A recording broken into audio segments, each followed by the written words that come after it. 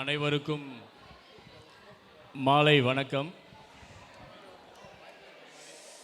தோன்றுகின்ற போதெல்லாம் சுரக்கின்ற செந்தமிழே, வேண்டுகின்ற போதெல்லாம் விளைகின்ற நித்திலமே, உன்னை தவிர உலகினில் என்னை காக்க பொன்னோ பொருளோ போற்றி வைக்கவில்லை அம்மா. என்னை கரையேற்று உன்னை காண தவிக்கும் என் நெஞ்சுக்குள் வந்து அமர்ந்திடுமா தமிழ்த்தாயே, உன்னை வணங்குகிறேன். தூய இருதய கத்தோலிக்க தமிழ் குடும்பத்தின் சார்பாக இங்கு வந்திருக்கின்ற உங்கள் அனைவருக்கும் எங்கள் குழுவின் சார்பாக மாலை வணக்கங்களை தெரிவித்துக் கொள்கிறோம். வருஷம் பட்டிமன்றத்தினுடைய அரேஞ்ச்மெண்ட்ஸ்லாம் அப்படியே உயர்ந்துகிட்டே போகுது.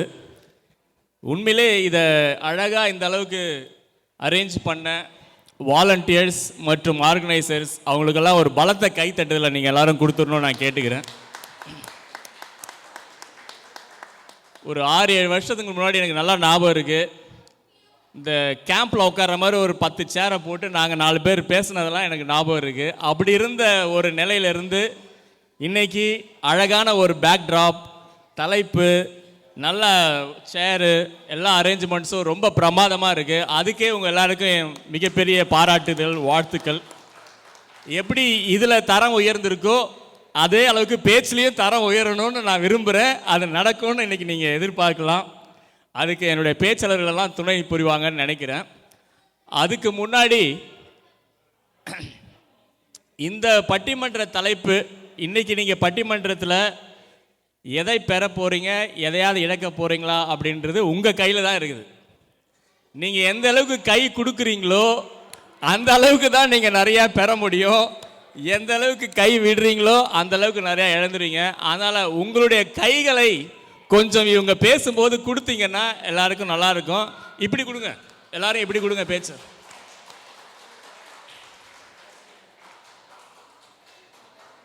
இந்த சர்ச்சில் வந்து பட்டிமன்றம் பண்ணுறதுன்றது எனக்கு எப்போதுமே நம்ம அமெரிக்காவிலேருந்து நம்ம இந்தியாவுக்கு போகிற மாதிரி, ஒரு தாய் வீட்டுக்கு போகிற மாதிரி ஒரு சந்தோஷம்.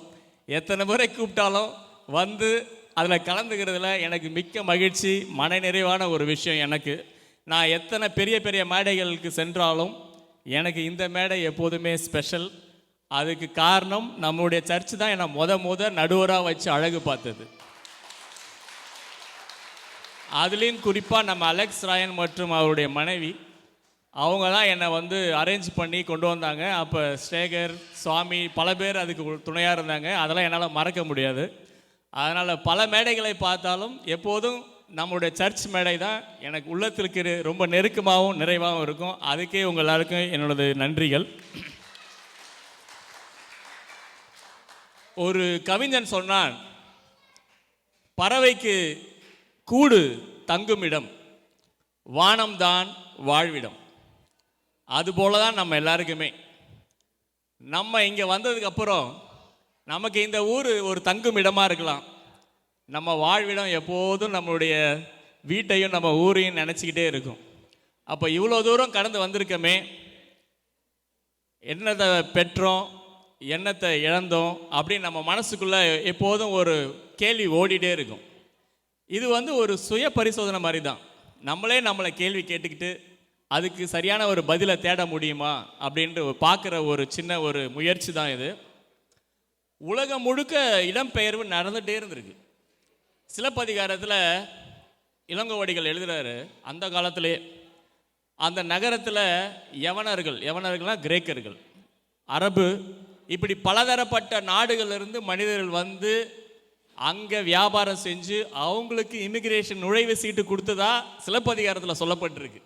அப்படி இருந்த ஒரு தமிழ்நாடு தான் நம்ம நாடு. ஆனால் அங்கேருந்து நம்ம எல்லாரும் இன்னைக்கு புலம்பெயர்ந்து இந்த நாட்டுக்கு வந்திருக்கிறோம். அப்போ புலம்பெயர்வு தொடர்ந்து நடந்துகிட்டே இருக்கு. மனித உருவில் நம்மெல்லாம் வந்தோம், ஆனால் மனிதர்களெல்லாம் வரல. வந்ததுக்கப்புறம் தான் மனிதர்களாக மாற முயற்சி செய்கிறோம். அப்போ நம்ம புலம்பெயர்ந்து வந்துட்டோம். வந்து இங்கே எந்த மாதிரியான ஒரு வாழ்க்கையை வாழ்கிறோம் அப்படின்னு தாய்மார்களுக்கெல்லாம் நல்லா தெரியும். குழந்தை பிறந்து வெளியே வரும்போது எப்படி வரும்? கையை இறுக்கமாக மூடிட்டு தானே வரும். ஆனால் மனுஷன் இந்த உலகத்தை விட்டு போகும்போது கையை திறந்து தான் போவான். அப்போ வரும்போது ஏதோ ஒன்றை எடுத்துகிட்டு வராமல் வெறும் கையோடு தான் வந்து வெறும் கையோடு போகிற இந்த வாழ்க்கையில் நம்ம என்னத்தை பெற்றோம் என்னத்தை இழந்தோம் இந்த அமெரிக்கா வந்துன்றது தான் இன்றைக்கான தலைப்பு.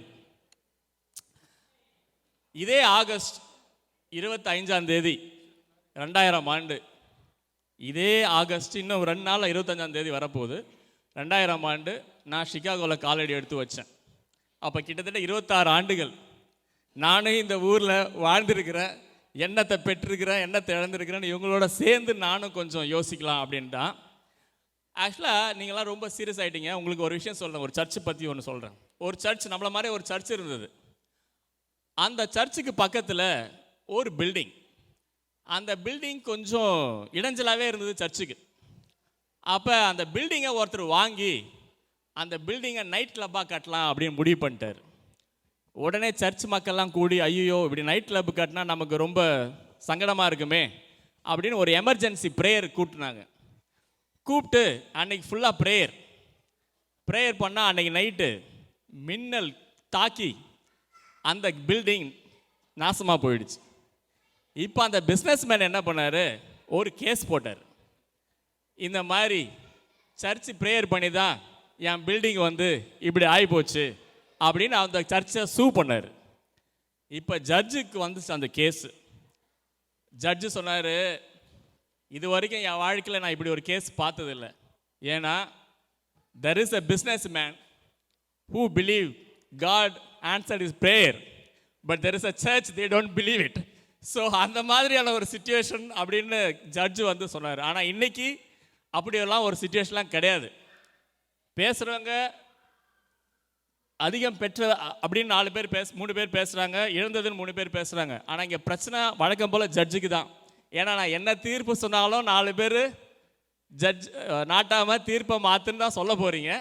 அதனால் அந்த பிரச்சனை எனக்கு தான் இருக்குது வழக்கம் போல். பட் இருந்தாலும் நம்ம எதை பெற்றோம் எதை இழந்தோம் அப்படின்னு இன்றைக்கி பேசிடலாம். அதுக்கு முன்னாடி நம்ம பேச்சாளர்களை வந்து நான் அறிமுகப்படுத்திடுறேன். உங்களுக்கு எல்லாருக்குமே தெரியும், நம்ம பேச்சாளர் அறிமுகன்றது எப்போதுமே ரொம்ப சிறப்பாக இருக்கும். வழக்கம் போல் இந்த வருஷமும் ரொம்ப பிரமாதமான அறிமுகங்களோடு வந்திருக்கிறாங்க.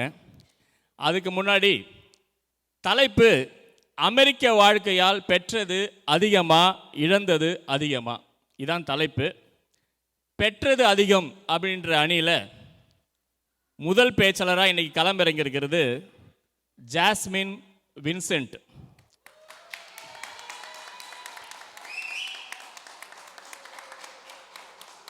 அவங்க கிட்ட நான் உங்களை அறிமுகத்தை பற்றி எனக்கு எழுதி அனுப்புங்க அப்படின்னு. பாருங்கள், உங்கள்கிட்ட நல்லா காமிப்பேன். இத்தனை பக்கம், அதெல்லாம் கூட பிரச்சனை இல்லை. அவங்க என்ன எழுதியிருக்கிறாங்கன்னு பாருங்கள். மனதில் உறுதி வேண்டும், வாக்கினிலே இனிமை வேண்டும், அதெல்லாம் உங்களுக்கு வேணுமா இப்படின்னு பாரதி பாட்டாக எழுதி வச்சுருக்காங்க.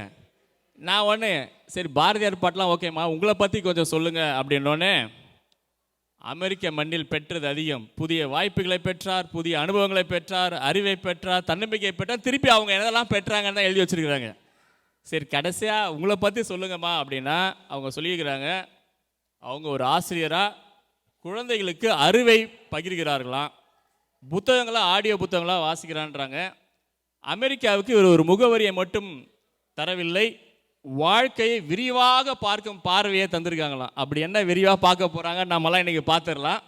அதனால் முதல் பேச்சில் வந்திருக்கிற ஜாஸ்மின் அவர்களுக்கு உங்கள் வாழ்த்துக்களையும் வரவேற்பையும் தருமாறு அன்போடு கேட்டுக்கொள்கிறேன். அவங்க அணியில் 2வது பேச்சாளராக வந்திருக்கிறது மழியா ராதிகா. அவங்க நேற்று தான் சுட சுட வந்து இறங்கியிருக்கிறாங்க இந்த ஊருக்கு. அப்படியே ஃப்ளைட்லேருந்து இறங்கி ரெஸ்ட் எடுத்து அப்படியே நம்ம பட்டிமன்றத்துக்கு வந்திருக்காங்க. அப்படின்னா அவங்களுக்கு பேசுகிறதுக்கு நிறையா விஷயங்கள் இருக்குது. ஆனால் இன்றைக்கி மேடையில் பார்க்குறது எனக்கே பயமாக இருக்குது. ஏன்னா அவங்க வந்து ஒரு ப்ரொஃபஸரை வச்சுட்டு நம்ம ஏதாவது தப்பாக பேசினா என்ன பண்ணுவாங்களோன்ற ஒரு பயத்தோடு தான் நான் உட்காந்துருக்கேன். அதே போல் அவங்க நிறையா லீடர்ஷிப் குவாலிட்டியோடு இருக்கக்கூடியவங்க. அவங்களுக்கு 3 குழந்தைங்க இருக்கிறாங்களாம். 3 குழந்தைங்களையும் ரொம்ப பிரமாதமாக வளர்த்துருக்கேன்னு சொல்லி பெருமைப்படுற ராதிகா அவர்களுக்கு உங்களுடைய பலத்த பாராட்டுதல்கள்.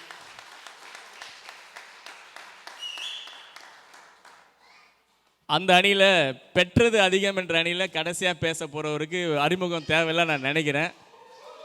டேவிட் ஜார்ஜ் அவர்கள்.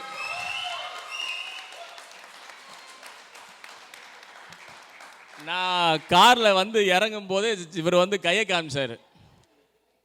அது இருங்க பார்க் பண்ணிட்டு வரேன். இல்லை சீக்கிரம் வாங்க, உங்கள்கிட்ட ஒரு விஷயம் சொல்லணும் அப்படின்னாரு. நானும் இதே கலர் சட்டை போட்டிருக்கேன், நீங்களும் இதே கலர் சட்டை போட்டிருக்கிறீங்க. ஏதோ நம்ம ஏதோ பண்ணி தீர்ப்பு நீங்கள் எங்களுக்கு கொடுத்துருக்கீங்கன்னா தப்பாக போயிடும், பார்த்துக்குங்க அப்படின்னாரு. நான் சொன்னேன், அதெல்லாம் கவலைப்படாதீங்க, சட்டை கலர்லாம் பார்த்துக்கலாம் தீர்ப்பு கொடுக்க முடியாது, பேசுகிறத வச்சு தான் தீர்ப்பு கொடுக்க முடியும்னு சொன்னேன். ஸோ அப்படிப்பட்ட டேவிட் ஜார்ஜ் அவர்களுக்கு உங்களுடைய பாராட்டுகளையும் வாழ்த்துக்களையும் தெரிவிங்க.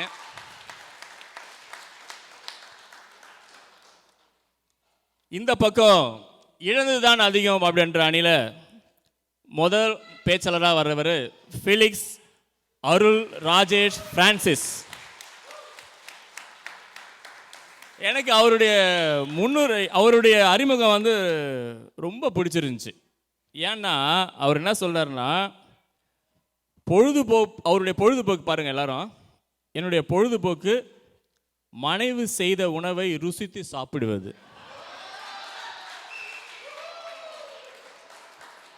அடுத்தது தான் இன்னும் ஹைலைட்.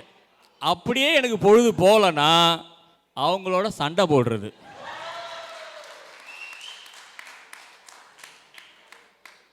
இதோட கொசுருக்கு அவர் என்ன போட்டிருக்காருன்னா, திருச்சபையில் எனது ஈடுபாடு அப்படின்னு எழுதியிருக்கிறார். அப்படி என்னங்க ஈடுபாடுன்னா, ஃபாதர் வைக்கிற பூசையை தவிர மற்ற எல்லா காரியத்தையும் செய்கிறது அப்படின்றாரு. ஒரு குட்டி ஜெயசேகரன் அவர், இல்லைன்னா ஒரு குட்டி அருள் அப்படின்னு சொல்லிக்கலான்னு அவரை பற்றி சொல்லிக்கிறாரு. அவருக்கு உங்களுடைய பாராட்டுதல்களையும் வரவேற்பையும் கொடுத்துருங்க. அவங்க அணியில் அடுத்தபடியாக இரண்டாவது பேச்சில் கிளம்புறங்கிறாங்க சுகதர்ஷினி அவர்கள்.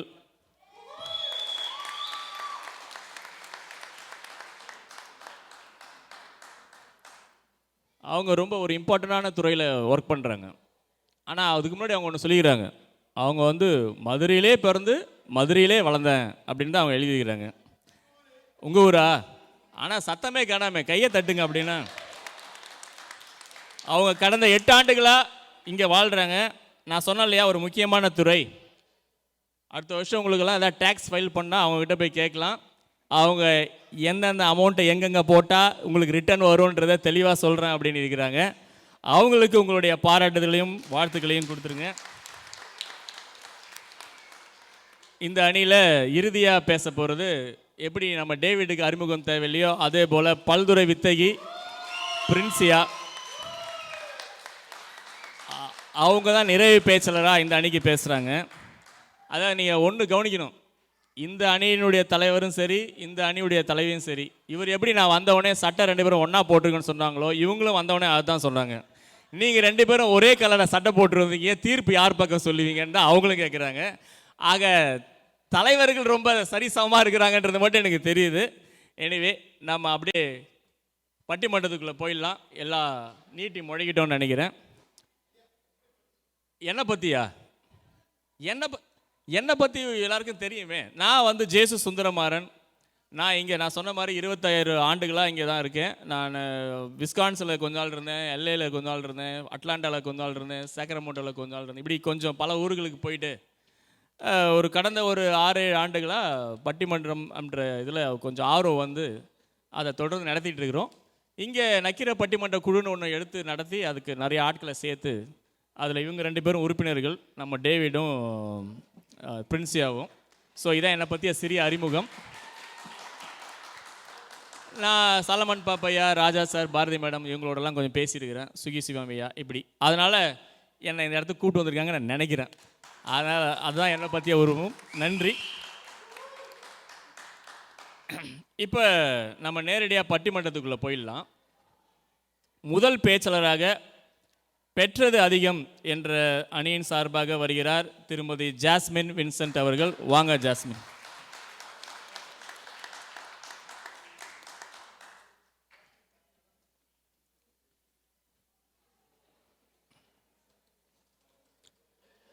ஒவ்வொரு பேச்சாளர்களுக்கும் 6 நிமிடங்கள்.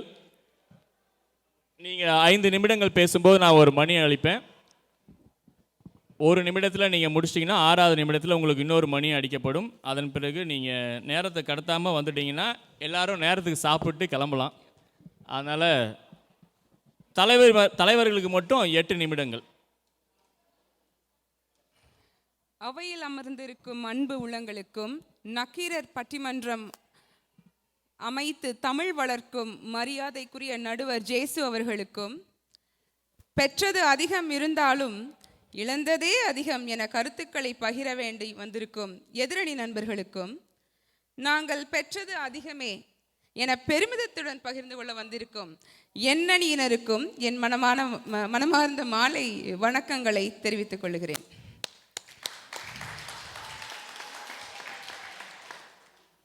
நடுவர் அவர்களே, இங்கே அமர்ந்திருக்கிறவங்க மட்டும் ஆடியன்ஸ் கிடையாது, எனக்கு நானும் ஆடியன்ஸ் தான், ஒன் ஆஃப் த ஆடியன்ஸஸ் தான்.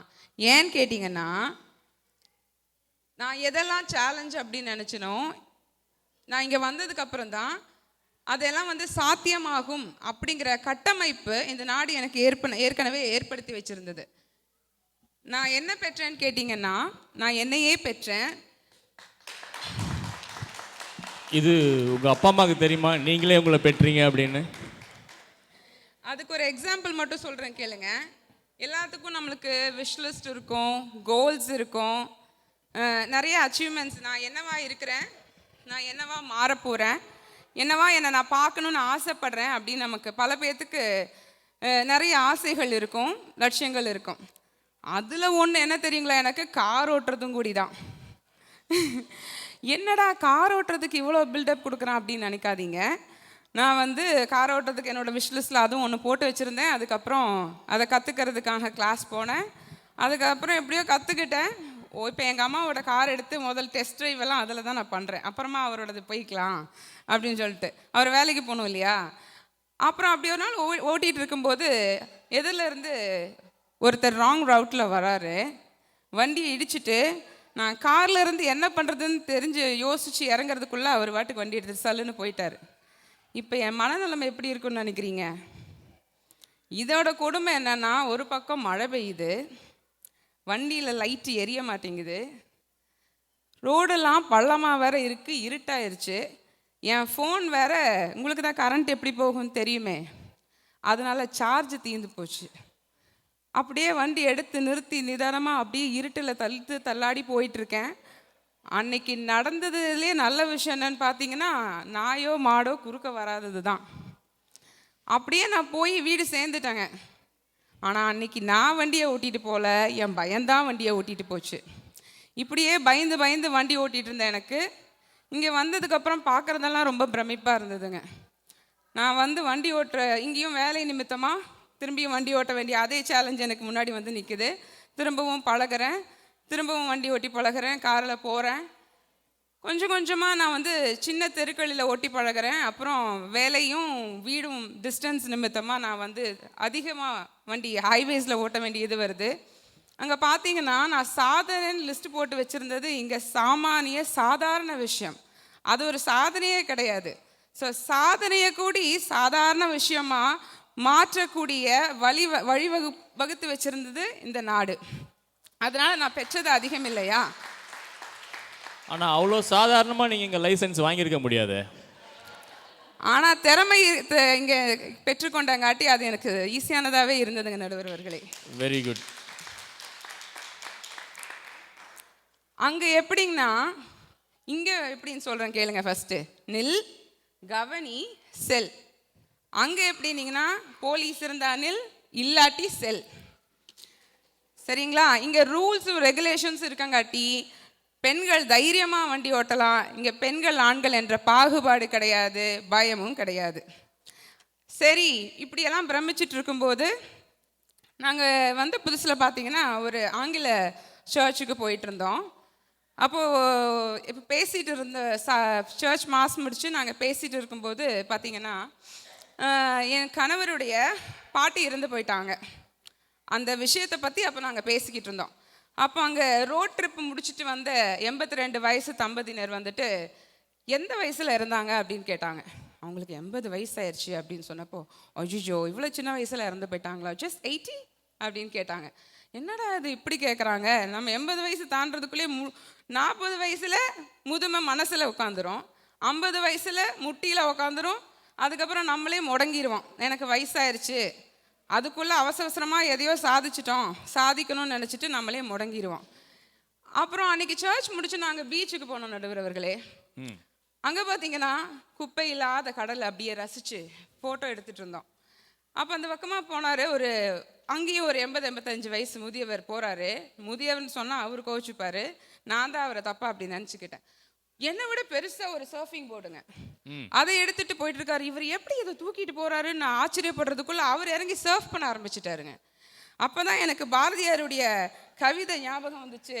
திரும்பியும் பாரதியார் ஏன் ரெஃபரன்ஸ் காமிக்கிறேன் அப்படின்னு நீங்க காமிங்க, எனக்கு பிரச்சனை கிடையாது. நீ ஏற்கனவே நிறைய காமிக்கிறேன்னு சொல்றேன் கேளுங்க. குழிக்குள் ஆயுதம் வைத்து தாக்கியவர்கள் நடுவில் மொழிக்குள் ஆயுதம் வைத்து தாக்கியவன் பாரதி.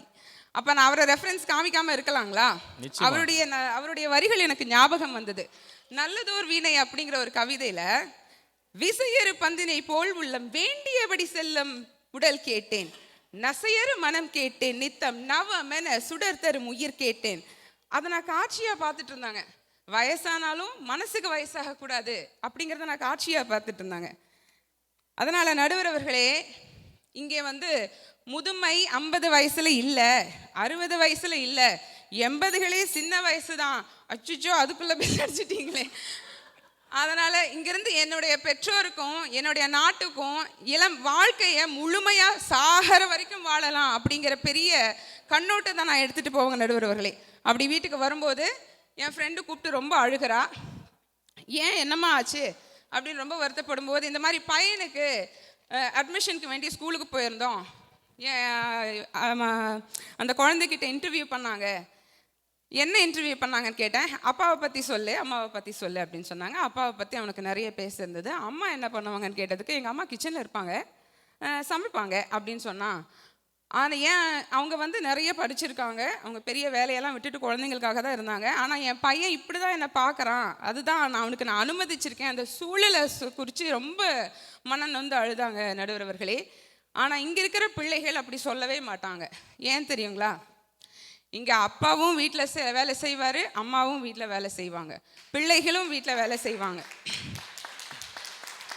இங்கே பெண் வேலை ஆண் வேலை, பெண்ணுக்கு தான் இத்தனை வேலையும் அப்படிங்கிற இது கிடையாது. அதனால தான் நான் கூடி ப்ரிப்பேர் பண்ணி இங்கே பேசிகிட்டு இருக்கேன் நடுவர் அவர்களே. அதுக்காக என் கணவருக்கும் கூடி ஒரு கைத்தட்டலாம் நீங்கள். ஆக மொத்தம் இது கணவருக்காக பேசின பாயிண்ட். அப்போது பாரதியாரை திரும்பி நான் ரெஃபரன்ஸ் காமிக்கிறேன், ஏன்னா நான் அவரையும் சொல்ல வந்திருக்கிறேன்.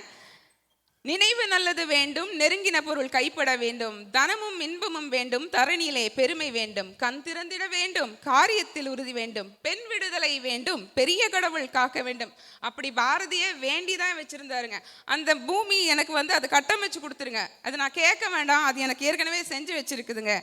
அதனால் இந்த பூமி எனக்கு, இந்த மண் எனக்கு பெற்றது தான் அதிகம்.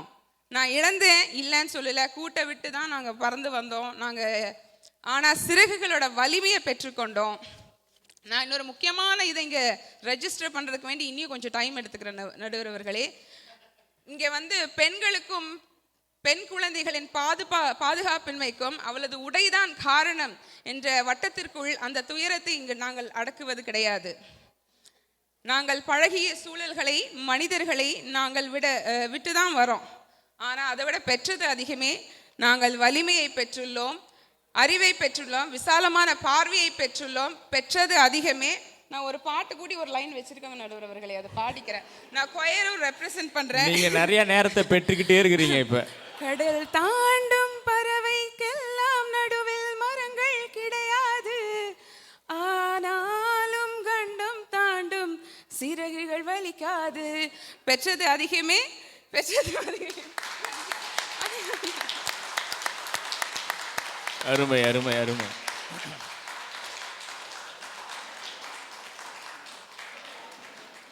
பட்டிமன்றத்தில் முதல் பேச்சாளராக பேசுறது எப்போதுமே ரொம்ப சிரமமான ஒரு விஷயம். நம்ம நினைக்கலாம் இதான் ப்ரிப்பேர் பண்ணியாச்சு, தலைப்பு கொடுத்தாச்சு, வந்து ஈஸியாக பண்ணிடலாமே அப்படின்ட்டு. அப்படிலாம் இல்லை. ஏன்னா அவங்க தான் அந்த தலைப்பு குறித்த ஒரு அடித்தளத்தை அமைக்கணும் அவங்க அணிக்கு என்ன சொல்கிறாங்க அப்படின்றது. ஸோ அப்படி ஒரு அருமையான தொடக்கத்தை கொடுத்த ஜாஸ்மின் அவர்களுக்கு உங்களுடைய பலத்த பாராட்டுதல்கள். அவங்களுக்கு நல்ல தமிழ் ஆர்வம் இருக்குன்னு தெரியுது. ஏன்னா பாரதியாரை நல்லா ஊன்றி படிச்சிருக்கிறாங்க. அதுக்கே அவங்களுக்கு ஒரு பாராட்டுகளை நீங்கள் எல்லாம் கொடுக்கணும். நல்ல அழகழகான பாரதியார் பாடல்களை சொன்னாங்க. நான் ஏற்கனவே சொன்ன மாதிரி அவங்க எனக்கு அனுப்பிச்ச அறிமுக உரையிலே பாரதியார் பாடல் தான் முழுசாக எழுதியிருந்தாங்க. அதனால் உங்களுக்கு பாரதி மேலே பெரிய காதல் இருக்குன்னு எனக்கு தெரியுது. அதில் நீங்கள் குறிப்பிட்ட அந்த விசையறு பந்தினை போல் அது ஒரு நல்ல ஒரு பாடல். ரொம்ப ஏன்னா நிறைய பேர் அதை சொல்ல மாட்டாங்க. அவர் சொன்னார், செய்க தவம் செய்க தவம் நெஞ்சே தவம் செய்தால் எய்தை விரும்பியதெல்லாம் எய்தலாம், வையகத்தில் அன்பு சிறந்த தவம் இல்லை. ஜீசஸும் அன்பை தான் சொன்னார். அதே அன்பை தான் பாரதியாரும் சொன்னார்.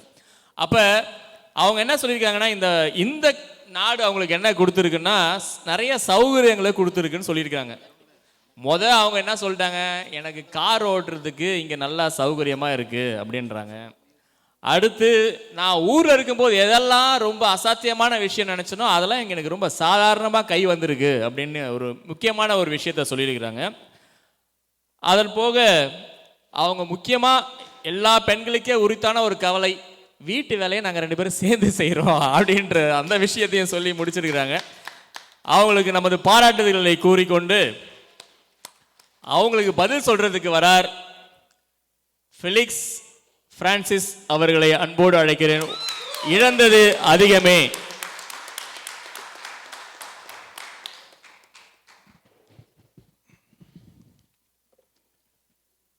மூவொரு இறைவனுக்கு என் முதல் ஆராதனை. இங்கு அமர்ந்திருக்கும் அனைவருக்கும் மாலை வணக்கம். எனக்கு முன்னாடி பேசிட்டு போனாங்க, கார் ஓட்டினதை பெரியார், கார் ஓட்டி பழகினதை ஒரு பெரிய ஆச்சரியமான விஷயங்களை சொன்னாங்க. அந்த கார் ஓட்டினப்ப எத்தனை பேர் அங்கே பாதிக்கப்பட்டாங்க, அதனால் கார் இன்சூரன்ஸ் எவ்வளோ இன்க்ரீஸ் ஆச்சு அப்படிங்கிறத சொல்லாமல் போயிட்டாங்க. அவங்க வேற 2 கார் வச்சுருக்கிறாங்க. எவ்வளோ ஆயிருக்குன்னு சொல்லியிருந்தீங்கன்னா நல்லா இருந்திருக்கும். இங்கே எல்லாரும் பார்த்தா எல்லாம் 10 வருஷம் 12 வருஷம் 25 வருஷம் அப்படின்னு அமெரிக்காவில் இருந்ததா சொல்கிறாங்க. தம்பி கேட்டார், தம்பி அண்ணா என்னண்ணா நீங்கள் பட்டிமன்றத்தில் பேச போகிறீங்களா, அதுவும் இழந்ததில் பேச போகிறீங்களா, இன்னும் 1 வருஷம் தான் முடிஞ்சிருக்கு, அதுக்குள்ளே என்னன்னா நீங்கள் இழந்திருக்க போகிறீங்க அப்படின்னாரு. தம்பி நீ எத்தனை வருஷம் இருக்கிற அப்படின்னு கேட்டேன். ஒரு 12 வருஷம் இருக்குங்கண்ணே. அப்போ 12ஓட சேர்த்து 1 சேர்த்துக்கிட்டு நான் 13 வருஷம் இருந்ததை நினச்சிக்கிட்டு பேசுகிறேன்ப்பா அப்படின்னு நான் அவர்கிட்ட. அமெரிக்க வாழ்க்கையில் இழந்தது தான் அதிகம்னு பேச வந்திருக்கிறோம். அதுக்காக நான் ஒன்றுமே பெற்றுக்கலன்னு சொல்கிறதா, நாங்களும் பெற்றிருக்கிறோம். ஒரு தராசு தட்டை எடுத்து இங்கே நான் இழந்ததையும் இங்கே பெற்றுக்கொண்டதையும் வச்சோம்னா தராசு தட்டு தரையை தொடுது. எங்கள் தராசு தட்டு தடையை தொடுது. தராசு தட்டு தடையை தொடுதுன்னா நம்ம தலைவரோட மனசு எங்களுக்கு தீர்ப்பை கொடுக்காதா? அந்த அளவுக்கு நீங்கள் இன்னும் எங்களை புகழவே இல்லை. அதுக்குள்ளே எப்படி தீர்ப்பு தர முடியும்? உங்களுக்கு எனக்கும் பொதுக்கு ஒரு பொருத்தனைனா என் சட்ட கலரும் உங்கள் சட்ட கலரும் ஒன்று. நீங்கள் இப்படியே சட்டை பண்ணிட்டு சட்டையை பற்றியே பேசுனீங்கன்னா அப்புறம் எதையும் சட்டை பண்ண மாட்டேன். இழந்ததுன்னா என்னங்க, கையில் இல்லாமல் போகிறதா? இருக்கிறதுக்காக நம்ம கொடுக்குற விலையும் இருக்கிறத தக்க வச்சுக்கிறதுக்காக கொடுக்குற விலையும் சேர்த்தது தானே இழந்தது. வந்த புதுசில் ஒரு நண்பர்கிட்ட பேசிகிட்டு இருந்தேன். நம்ம நண்பர்கிட்ட தான், இங்கே இருக்கிற நண்பர்கிட்ட தான். வந்தாச்சு அமெரிக்காவுக்கு. பையனோட படிப்பு ஹை ஸ்கூல் முடிகிறதுக்கு ஒரு 2 வருஷம் இருக்குது. 2 வருஷம் முடிக்கணும். அது வரைக்கும் அமெரிக்காவில் லைஃப் கொஞ்சம் டிஸ்டர்ப் ஆகாமல் போனால் போதுங்க அப்படின்னு. உடனே அவர் சொன்னார், அந்த தாட்டை தூக்கி வெளியில் போடுங்க. எல்லா பேருமே 2 வருஷம் தான் இருப்பேன்ட்டு வர்ணிச்சுட்டு வந்திருக்கிறாங்க. வர்றது மட்டும்தாங்க உங்கள் கையில் இருக்குது. இங்கேருந்து வெளியே போகிறது யார் கையிலையுமே இல்லைங்க. இது ஒரு ட்ராப்புங்க இந்த லைஃபு அப்படின்னாரு. புலிவாலை பிடிச்சதுங்க அப்படின்னாரு. உங்களுக்குலாம் ஆர்வமாக இருக்கலாம், யாரா அந்த நண்பர் அப்படி கேட்கலாம் அப்படின்னு. நம்ம நடுவர் ஜேசு இருக்கார்ல, அது அவர் இல்லைங்க. அது அவரை போல எப்போதுமே வந்தால் மனசில் இருக்க முடியாது அப்படின்ட்டு அப்போ எப்பவுமே மாசா இருக்கிற நம்ம டேவிட் ஜார்ஜ் தாங்க அந்த நண்பர். என்ன பாவம், அவரோட நேர்மை எனக்கு பிடிச்சிருந்தது. என்ன பாவம், அந்த அணியில தலைவராக உட்கார்ந்துருக்கிறாரு. இந்த 1 வருஷத்துல இந்த டிராப்ல என்னோட லைஃப் எப்படி அமர்க்கலமா மாறி இருக்கு தெரியுமா? H1Bல நிம்மதி கேட்டேன், ப்ராடக்ட் கம்பெனில வேலை கேட்டேன், மேனேஜர் நல்லவரா இருக்க கேட்டேன், சம்பளத்துல கொஞ்சம் சேமிப்பு கேட்டேன், I-140 கிடைக்க கேட்டேன், லீவ்ல கேலி சுற்ற கேட்டேன், இந்தியா ட்ரிப் இயர்லி கேட்டேன், அம்மா அப்பா அருகில் கேட்டேன். இறுதியில பே ஏரியாலையும் நான் இந்தியாவில் எனக்குள்ள அமைதியான ஒரு வாழ்க்கையை வளர்ந்தேன் பார்த்தீங்களா? அந்த மாதிரி ஒரு அமைதியான வாழ்க்கையை தாங்க கேட்குறேன் நான். இங்க அமெரிக்கா வாழ்க்கையில இழந்தது அதிகம். கையில பெற்றதை தக்க வச்சுக்கிறதுக்காகவே எல்லாருமே ஒரு விதமான பயத்திலேயே ஓடிக்கிட்டு இருக்கிற மாதிரி தெரியுதுங்க. கட்டாந்தரையில துண்டை விரிச்சு படுத்தப்ப தூக்கம் கண்ணை சொக்குச்சு. இங்க கம்ஃபர்டர் போட்டி போட்டு படுத்தா கூட தூக்கம் வர மாட்டேங்குதுங்க. என்ன பண்றது? ஏன் காதல் வயப்பட்டீங்களா? ஆமாங்க. வானத்து பறவைகளை பாருங்க, விண்வெளி மலர்களை பாருங்க. அவருக்கு உணவும் இங்கே அணி செய்கிறேன். நான் ஆண்டவர் நம்மளோட அப்பாவா இருக்கும்போது எனக்கு என்ன தேவை வேணும் எப்போ கொடுக்கணுங்கிற அவருக்கு தெரிஞ்சிருக்கிறப்ப அந்த நம்பிக்கையில் நிற்க முடியாம எதுக்கு நாளைய தினத்தை குறித்து இன்னைக்கு கவலைப்பட்ட இன்னைய பொழுதை நம்ம கொடுக்குறோம் அப்படிங்கிறது கொஞ்சம் யோசிக்க வேண்டிய விஷயமா தான் இருக்கு. அமெரிக்க வாழ்க்கையில் இழந்தது அதிகம். என்னோட பாசமான தம்பிகிட்ட பேசிட்டு இருந்தேன். கொஞ்சம் வருஷத்துக்கு முன்னாடி வந்திருக்கிறாரு. கம்பெனியில் வேலை புழிஞ்சு எடுக்கிறாங்க. தெரிந்தவங்க வேற யாரும் இல்லை பக்கத்தில். கிரெடிட் கார்டு சரியா இல்லை. அம்மாவுக்கு உடம்பு சரியில்லாமல் போகுது. தவிக்கிறான். ஆஃபீஸில் ப்ராசஸ் ரொம்ப லேட் ஆகுது. கார்பரேட்டுக்காரன் பேச்சு காரியம் முடிஞ்சா போச்சு. அம்மாவும் தவறி போகிறாங்க. அப்பா எதுக்குடா ஸ்ட்ரகிள் பண்ணிட்டு ரொம்ப லேட்டாக வரப்போற? அம்மா கொஞ்சம் தாங்க மாட்டாங்க, நானே புதைச்சிட்றேன்டா அப்படின்ட்டு அவங்க அடக்கம் பண்ணிடுறாரு அப்பா. காலங்கள் கடந்து போகுது. அப்பாவும் தவறி போறாரு. அப்பவும் அதே நிலைமை. கம்பெனிலேருந்து மாறியாச்சு இன்னொரு கம்பெனிக்கு. விசா அப்ரூவ் ஆகல, வெயிட் பண்ணிட்டு இருக்கிறாப்புல. அன்னைக்கு ஒரு முடிவு எடுக்கிறாப்புல, என்ன ஆனாலும் பார்த்துக்கிறேன் போ. கிளம்பி போறாப்புல, ஃப்ளைட் எடுக்கிறாப்புல. அந்த நேரத்தில் அப்ரூவல் வருது. போயிட்டு திரும்பி வராப்புல. என்றும் மறையாத அந்த இதயத்தில் இருக்கும் அந்த வழி இங்க இருக்கிற ஒவ்வொருத்தராலையும் தனதாக்கி கொள்ள முடியும். பெற்றோர்களின் இழப்பு இப்படி இருக்குன்னா, பெற்ற பிள்ளைகளை வளர்ப்பு இங்கேயே பிறந்து இங்கேயே வளர்ந்து இருக்கிற பிள்ளைங்களுக்கு ஒரு பேர் இருக்காங்க. இங்க ஒரு alphabet ABCD. American born confused desis. இதெல்லாம் கடந்து வந்திருப்பாங்க எல்லாருமே. பிள்ளை வீட்டில் வளருது, குழந்தை பிறந்து வீட்டில் வளருது, ஸ்கூலுக்கு போகுது, போய் அங்கே பார்க்குது. அவனோட நிறம் வேற, என்னோட நிறம் வேற, அவனோட பேச்சு வேற, என்னோட பேச்சு வேற, லாங்குவேஜ் வேற. எப்படா அவனை மாதிரியே நான் இருக்கிறது? எப்படி நான் போய் அவனோட சேர்ந்து நான் ஐடென்டிஃபை ஆகிக்கிறது? இப்படியே ஓடிட்டு இருக்கு. அந்த அங்கீகாரம் தேடுறது. அந்த ரெண்டு அடையாளங்களுக்கு நடுவில் அந்த பிள்ளை மாட்டிக்கிட்டு முழிக்கிறப்ப எத்தனை பெற்றோர்கள் பார்த்துட்டு இருக்கிறோம். நம்ம தான் எப்போதுமே தமிழ் கலாச்சாரத்தில் ஊர்ன ஆளுகளாச்சு. இங்க தமிழையும் விட முடியல, கலாச்சாரத்தையும் விட முடியல. இந்த பிள்ளைங்க இப்படி மாறிட்டு இருக்கிறத பார்த்துட்டு இருக்கவும் முடியல. இது எல்லாத்தோட அவங்களுக்கு மட்டும் இல்லை, எங்களை போல நடுவில் சேர்க்கிறவங்களுக்கும் டீனேஜ் பசங்களை வச்சிருக்கிறவங்களுக்கும் இதே தான். ஆல்ரெடி அவன் ஹார்மோன் ப்ராப்ளத்தில் கன்ஃபியூஸ் ஆகி உட்காந்துருக்கிறான். இதில் போய் அங்கே போய் பார்க்குறப்ப அவனை மாதிரியே பேசணுமே, அவனை மாதிரியே என்னோட பாடி லாங்குவேஜை மாற்றணுமே, என்னோட வார்த்தைகளை மாற்றணுமே அப்படின்ட்டு பேசிக்கிட்டே இருக்கிறான். என்னென்னமோ பார்க்க கஷ்டமாக இருக்குது. அமெரிக்காவில் இழக்கிறது அதிகங்க. நம்ம கத்தோலிக்க திருச்சபையில் நமக்கு ஒரு பெரிய ஒரு ஸ்பிரிச்சுவல் பிராக்டிஸ் இருக்கு. Of a minute. ஒரு ஆன்மீக பழக்கம் இருக்கு. Examine of conscience. ஆன்ம சோதனை. ஆன்ம சோதனை. இந்த அமெரிக்கா வாழ்க்கையில் கொஞ்சம் அறிவு பெருக்கம். எங்க அறிவு பெருக்கம் இருக்கோ அங்க ஆன்ம சுருக்கம் அடையும்.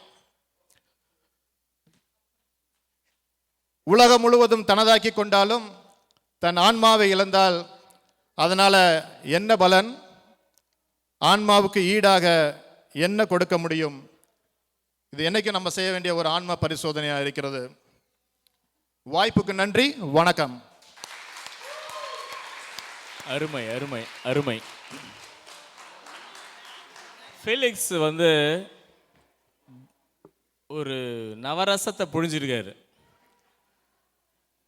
ஆரம்பிக்கும் போது வடிவேல் மாதிரி கவுண்டரோடு ஆரம்பிச்சாரு, டக்குன்னு ஃபாதர் ஆயிட்டாரு. மலர்களை பாருங்கள், பறவைகளை பாருங்கள்னாரு. கடைசியா செயின்ட் இக்னேஷியஸுடைய டைலாக் கூட முடிச்சிட்டாரு. ஒருவன் உலகமெல்லாம் துணதாக்கி கொண்டாலும் தன் ஆன்மாவை இழந்தால் அதனால் வரும் பயன் என்ன அப்படின்னு. எனக்கு ஒரு நிமிஷம் நம்ம மாசில் தான் இருக்கிறோமா இல்லை பட்டிமன்றத்தில் இருக்கிறோமா அப்படின்னு ஒரு இது. ஆனால் உங்ககிட்ட ஒரு நல்ல இயல்பான பேச்சு நடை இருக்குது, அதுக்கே உங்களுக்கு பெரிய வாழ்த்துக்கள். நீங்கள் தொடர்ந்து பேசலாம். அது போக அவர் ஒரு 2-3 இம்பார்ட்டண்டான விஷயங்களை நம்மக்கிட்ட கொடுத்துருக்காரு. ஏன்னா புலம்பெயர்ந்து வாழ்கிற மக்களுக்கு நடுவில் இந்த பிரச்சனைகளை நம்ம எப்போதும் தொடர்ந்து சந்திச்சுட்டே இருக்கிறோம். ஒன்று அவர் சொன்னது என்ன அப்படின்னா, பெற்றோர்கள் பற்றிய இழப்பு. நீங்கள் அந்த நேரத்தில் அங்கே போக முடியாது. அது நம்ம எல்லாருக்குமே நம்ம ஏதாவது ஒரு தருணத்தில் அதை நம்ம சந்திச்சிருப்போம். அதே போல் குழந்தைகள் எந்த அளவுக்கு நம்மளோட அவங்க இணக்கமாக இருக்கிறாங்க, எல்லா விதத்துலேயும் மொழியால், பண்பாட்டால், பழக்க வழக்கத்தால் எந்த அளவுக்கு இருக்காங்க அப்படின்றத அவர் சொன்னார். ஆனால் அந்த அமெரிக்கன் பார்ன் கன்ஃபியூஸ் டேசின்றதை இனிமேல் சொல்ல வேணாம்னு நினைக்கிறேன். ஏன்னா நம்ம குழந்தைங்க ரொம்ப தெளிவாக தான் இருக்கிறாங்க ஆக்சுவலாக. அதனால் நான் நிறையா தடவை நம்ம குழந்தைங்கள பார்த்துருக்கேன். அந்த அளவுக்குலாம் அவங்க கன்ஃபியூஸ்லாம் இல்லை, அவங்க ரொம்ப தெளிவாக இருக்கிறாங்க. அவங்க எது செய்யணும், எது செய்ய வேணாம், எது வேணும், எது வேணான்றதில் ரொம்ப தெளிவாக இருக்கிறாங்க. அதனால் இனிமேல் அந்த சொற்றொடரை நம்ம பயன்படுத்த தேவையில்லைன்னு நான் நினைக்கிறேன். அந்த காலம் மாறிடுச்சு. அதே போல் அவர் சொன்னது ஒரு முக்கியமான விஷயம் என்னன்னு கேட்டிங்கன்னா, இந்த தலைப்பு வந்து யாருக்கு இதை பேசக்கூடியதாக இருக்கும். இப்போ நேற்று வந்து அவர் சொன்ன மாதிரி 1 வருஷம் தான் ஆனவங்களுக்கு எப்படி இது எடுபடும். இங்கே வந்து முந்தைய தலைமுறை இருக்காங்களே, நான் சொல்கிறது வந்து 60களில் 70களில் வந்தவங்க, அவங்களுடைய பிள்ளைகள் பேரன்கள்லாம் இங்கே இருக்கிறாங்க. அவங்க இதை எப்படி பார்ப்பாங்க. இப்போ நம்மளை போல வயதில் இருக்கிற, மத்திய வயதில் இருக்கிற குழந்தைகளை பெற்றுட்டு காலேஜுக்கு போயிட்டு இருக்கிறவங்க, இவங்க எப்படி அதை பார்ப்பாங்க அப்படின்ற ஒரு இதையும் கோணத்தினையும் கொண்டு வந்து வச்சிங்க. அதுவும் ரொம்ப அருமையான ஒரு விஷயம். அதே போல் இது ஒரு ட்ராப் அப்படின்னு அவர் எடுத்தோடனே சொன்னார். அப்போ அந்த எலி பொறிக்குள்ளே எல்லாரும் நம்ம எலியாக மாறிட்டோமா அப்படின்ற கேள்விக்கு நம்ம கடைசியாக பதில் பார்க்கலாம். மிகச்சிறப்பாக ஒரு தொடக்கத்தை கொடுத்த ஃபெலிக்ஸ் அவர்களுக்கு நம்மளுடைய பாராட்டுதல்கள், நன்றிகள். இப்போ அவருக்கு பதில் சொல்லணும். வாங்க டாக்டர் மரியா ராதிகா, வாங்க. அவங்க ப்ரொஃபஸர் டாக்டர் மரியா ராதிகா, வாங்க அவருக்கு பதில் சொல்லுங்கள்.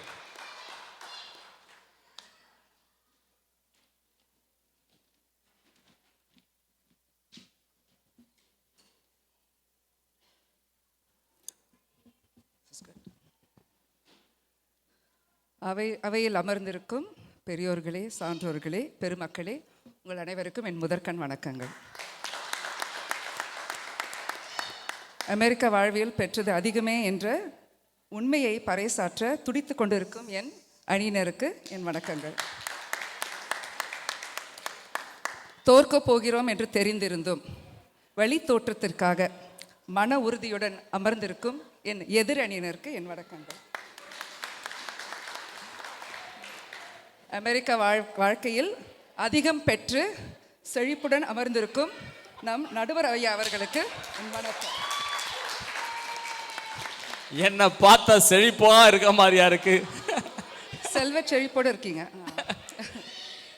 இப்போ என்னுடைய உரைக்கு வருவதற்கு முன்பு எதிரணியினருக்கு ஒரு வேண்டுகோள். ஃபெலிக்ஸை விட்டுலாம், அவர் மனைவி நம்ம கட்சி தான், நம்ம பக்கம் தான். என்னுடைய தோழிகளுக்கு நான் சொல்ல வேண்டியது என்னென்னா, இப்போவே கிளம்பி உடனடியாக எங்கள் அணிக்கு வந்துடுங்க. நான் ஒரு சென்னை ரிட்டர்ன். கட்சி மாறுறதெல்லாம் ரொம்ப சகஜம். கட்சி மாறுறத நாங்கள் ஆதரிக்கிறோம். கட்சி மாறுறதை கட்சி மாறுவதை நாங்கள் ஆதரிக்கிறோம். கட்சி மாறினா ஆட்சியே மாறுது, சரியா? இப்போ ஆனால் தீர்ப்பு மாறுமான்னு தெரியலையே. அது பிரச்சனை இல்லை, ஏன்னா ஆடி முடிஞ்சிருச்சு, ஆவணி ஆரம்பிச்சாச்சு. எங்கள் பக்கம் வாங்க, டாப்புக்கு வந்துடுவீங்க நீங்கள், சரியா? ஓகே. 40 மணி நேரத்துக்கு முன்னாடி சென்னையில் டி நகரில் டீ குடிச்சிட்டு, மாம்பழத்தில் மாம்பழம் சாப்பிட்டுட்டு, ஃபோரம் மாலில் போய் ஃப்ளோராக அலைஞ்சு ஷாப்பிங் முடிச்சுட்டு அப்படியே யூ டர்ன் எடுத்து சிங்கப்பூருக்கு போய் ஆயும் குலாய் வித் தொமாஸ் கச்சாங் அப்படின்ற அவங்களுடைய துரித உணவை உன்றுவிட்டு கடந்த 7 மணி நேரத்தில் அமெரிக்காவுக்கு வந்து சீசர் சாலட் சாப்பிட்டு ரிஃப்ரெஷ்டாக 6 மலை 7 கடல் 9000 மைல் தாண்டி உங்களுக்காக வந்திருக்கேங்க. அப்ப இதெல்லாம் கொடுத்தது டாலர் தானே? நிச்சயமா. இப்போ இந்த நாடுகள்லாம் நான் சந்தித்த நாடுகள் இந்தியா, சிங்கப்பூர் அண்ட் யூஎஸில் 3 நாடுகளுக்கு ஒரு ஒற்றுமை என்னென்னா அவங்க எல்லாரும் இப்போது அவங்களுடைய சுதந்திர தினத்தை கொண்டாடிட்டு இருக்காங்க. அமெரிக்காவுக்கு 250 வருடங்கள், சிங்கப்பூருக்கு 61 வருடங்கள், இந்திய தாய் திருநாட்டுக்கு 80 வருடங்கள். இப்போ இத்தனை நாடுகளுக்கு மத்தியிலும் சரி, உலக நாடுகளுக்கு மத்தியிலையும் சரி, 250 வருடங்கள் ஒரு நாடு சுதந்திரம் பெற்றிருக்கிறது எவ்வளோ பெரிய விஷயம். அது எவ்வளோ பெரிய விஷயம். நான் பிரமிப்படைஞ்சு போனேன். அப்போ யோசிச்சு பார்த்தேன், எவ்வளோ பழமையான நாடு இது, அமெரிக்கா ரொம்ப பழமையான நாடு அப்படின்னு நினச்சேன். அப்போ தான் உணர்ந்தேன், பழமையான நாடு தான், ஆனால் பழமைத்தனம் கொண்ட நாடு அல்ல. என்றும் வற்றாத இளமையோடும் புத்துணர்ச்சியோடும் அசாத்தியமான கண்டுபிடிப்பு திறனும் அபாரமான சுய புத்தியும் உலகத்தையே இயக்கி கொண்டிருக்கும் மென்பொருட்கள் முதல் செயற்கை நுண்ணறிவு வரை அத்தனையும் இந்த மண்ணின் சிந்தனைகள் அல்லவா. 250 வருஷமாக இந்த உலகை சுழற்றி கொண்டிருக்கிறது நம் அமெரிக்கா. எவ்வளோ பெருமையான ஒரு விஷயம். அதை விட்டுட்டு பேச வந்திருக்காங்க. டெக்ளரேஷன் ஆஃப் இண்டிபெண்டன்ஸ் அது எழுதி 250 வருஷமா ஒரு மாற்றமும் அதுக்கு தேவைப்படவில்லை. It's intact, it's airtight. US constitution எடுத்துக்கோங்க, இத்தனை வருடங்கள்ல 27 முறை மட்டும்தான் அதுக்கு அமெண்ட்மெண்ட்ஸ் பண்ணியிருக்காங்க. இதெல்லாம் யார் கட்டமைச்சது? நம்மள மாதிரி இமிக்ரன்ஸ், வெவ்வேறு பின்னணியிலேருந்து வந்தவங்க இந்த நாட்டுக்கு வந்து ஒரு மனதோட ஒரு நோக்கத்தோட ஒரு தேசத்தை கட்டி எழுப்பியிருக்காங்க. இது பெருமை இல்லையா? பெற்றது அதிகம் இல்லையா? அது சரி. நீங்கள்லாம் சான்றோர்கள், உங்களுக்கு நான் விரிவாக சொல்லணும்னு அவசியம் இல்லை, சரியா? அப்படிலாம் இல்லை, கொஞ்சம் மக்கள்லாம் இருக்கிறோம், நீங்கள் சொல்லுங்க, அவ்வளோலாம் புரியாது எங்களுக்கு. இல்லை இல்லை, நீங்கள் குறைச்சி மதிப்பிடாதீர்கள் நடுவர் அவர்களே. அது வந்து சான்றோர்கள் அவர்கள். உங்களுக்கு நான் காட்சிகள் கொடுக்குறேன். உங்கள் மனப்பக்கம் மென்டல் பேஜ் திறந்து வச்சு நான் சொல்லும் விஷயத்தை 2 பாகமாக பிரிச்சுக்கோங்க. அமெரிக்காவுக்கு முன், அமெரிக்காவுக்கு பின். நான் சொல்கிறது ஒன்றொன்னே காட்சி மையப்படுத்தி நீங்களே தராசில் போட்டு முடிவுக்கு வாங்க, சரியா? முதல் காட்சி 1, குழந்தை பிறப்பு. அங்கு பெற்றோர் உறவினர் எல்லாரும் வந்து நீங்கள் பெற்ற ஒரே குழந்தை நீங்கள் செஞ்ச ஒரு பெரிய சாதனையாக உங்களை நம்ப வச்சு, உங்களை டம்மி பீஸை ஒரு ஓரமாக உட்கார வச்சு, உங்களையும் குழந்தைய பாவிச்சு, உங்கள் குழந்தையும் உங்கள் குழந்தைய பாவிச்சு, எல்லா வேலையும் எடுத்து அவங்களே செஞ்சு, நீங்கள் புது தாய் என்ற உங்களுடைய தாய்மை உணர்ச்சி கூட மதிப்பு கொடுக்காம எல்லாம் அவங்களே செஞ்சு இல்லாத ஒரு கெயோஸை கிரியேட் பண்ணி அதையும் சால்வ் பண்ணுவாங்க. இங்கே வாங்க. எங்களுக்கு எங்கள் முதல் குழந்தை பிறந்தப்போ எங்களுடைய பெற்றோர் வர இயலவில்லை. என் கணவரும் நானும் மட்டும்தான் இருந்தோம். அப்போது 20 மணி நேரம் லேபருக்கு அப்புறமா டாக்டர் வந்து சொல்கிறாரு, உங்கள் குழந்தைக்கு ஆபத்து, உங்களுக்கு இமீடியட்டாக எமர்ஜென்சி சி செக்ஷன் பண்ணணும், 30 நிமிஷத்தில் இதை பண்ணணும், நீங்கள் உடனடியாக உங்களுடைய நகைகளெல்லாம் உங்கள் கணவர்கிட்ட கொடுத்துட்டு சைன் பண்ணிவிட்டு உள்ளே வாங்க. அப்போ என் கணவருடைய கையை பிடிச்சி நான் சொன்னேன், நமக்கு கல்யாணம் ஆகி 1 வருஷம் ஆகுது, உங்களை 1 வருஷம் தான் எனக்கு பரிச்சயம், ஆனால் எனக்கு ரொம்ப நல்ல வாழ்க்கையை கொடுத்துருக்கீங்க, நான் உள்ளே போகிறேன், வெளில வருவேனான்னு தெரியாது, இந்த குழந்தை நீங்கள் நல்லா பார்த்துப்பீங்கன்னு தெரியும், நீங்கள் நல்ல வாழ்க்கையை வாழுங்க, I have no regrets, you should have no regrets. நான் அவருக்கு நம்பிக்கை சொல்கிறேன். அவர் என்ன சொல்கிறாரு, நீ என்ன பேசுகிற, ஒன்றா தானே வந்தோம், ஒன்றா உள்ளே போகிறோம், ஃபேஸ் பண்ணுறோம், ஒன்றா 3 பேரை திரும்பி வரோம் அப்படின்னு அவர் சொல்கிறாரு. அப்போது நன்றி. பிற்காலங்களில் நாங்கள் யோசித்து பார்க்கும்போது அன்றைக்கி நாங்கள் பேசினது முதிர்ச்சியின் பொருட்டல்ல. we were not mature. அன்றைக்கி நாங்கள் பேசின இந்த நாட்டின் மீது இருந்த நம்பிக்கை. நான் என்ன யோசித்தேன், தனி மனிதனாக ஒரு குழந்தைய வளர்க்குறதுக்கோ மறுமணம் செய்து ஏதோ ஒரு அவர் வாழ்க்கையை அமைச்சிக்கிறதுக்கு இந்த நாட்டில் கட்டமைப்பு இருக்குன்னு நான் நினச்சேன். அவர் என்ன நினச்சாரு, பிரசித்தி பெற்ற மருத்துவர்கள் இருக்கிற நாட்டில் இந்த காம்ப்ளிகேஷன் ஈஸியாக சால்வ் பண்ணாங்கன்னு அவர் சொன்னார். நாங்கள் இருவரும் ஆண்டவர் மீது வைத்திருந்த நம்பிக்கை, அசைக்க முடியாத நம்பிக்கையினால உள்ளே சென்றோம். குழந்தையை ஈன்று எடுத்தோம். குழந்தையை பெற்றோராக புதிய ஸ்தானத்தோடு வெளியே வந்தோம். காட்சி 2. காட்சி 2. கல்யாணம் ஆயிடுச்சு, குழந்தைங்க வந்துட்டாங்க, உன் கனவெல்லாம் மூட்டை கட்டி வை. வெர்சஸ் 3 பிள்ளைகளுக்கு பிறகு என் அன்பான கணவரின் சப்போர்ட் மூலமாக அமெரிக்காவில் முனைவர் பட்டம் பெற்றேன்.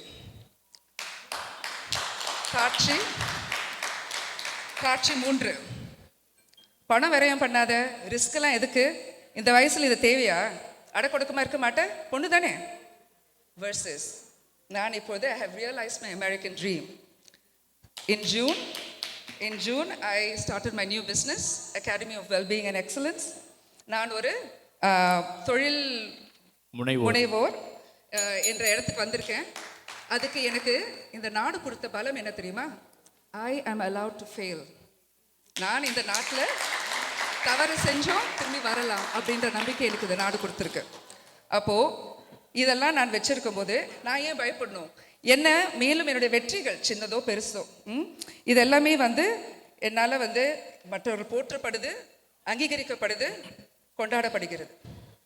உங்களுக்கெல்லாம் ஒரு குட்டி கதையோட நான் நிறைவேற்கிறேன். ஆல்ரெடி உங்களுக்கு நேரம் நெருங்கி முடிஞ்சிருச்சு. இல்லை நீங்கள் இனிமே குட்டி கதை ஆரம்பித்து எப்போ முடிப்பீங்க? ரொம்ப குட்டி கதை தான். சொல்லுங்க. ஸோ ஒரு பார்வையற்றவர், பிள்ளைங்களை நடுவில் பேசுனாங்களே, அது கொஞ்சம் டைம் கொடுங்க. இல்லை இப்போ பேசு.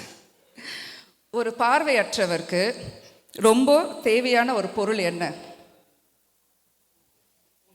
ஊன்றுகோல்.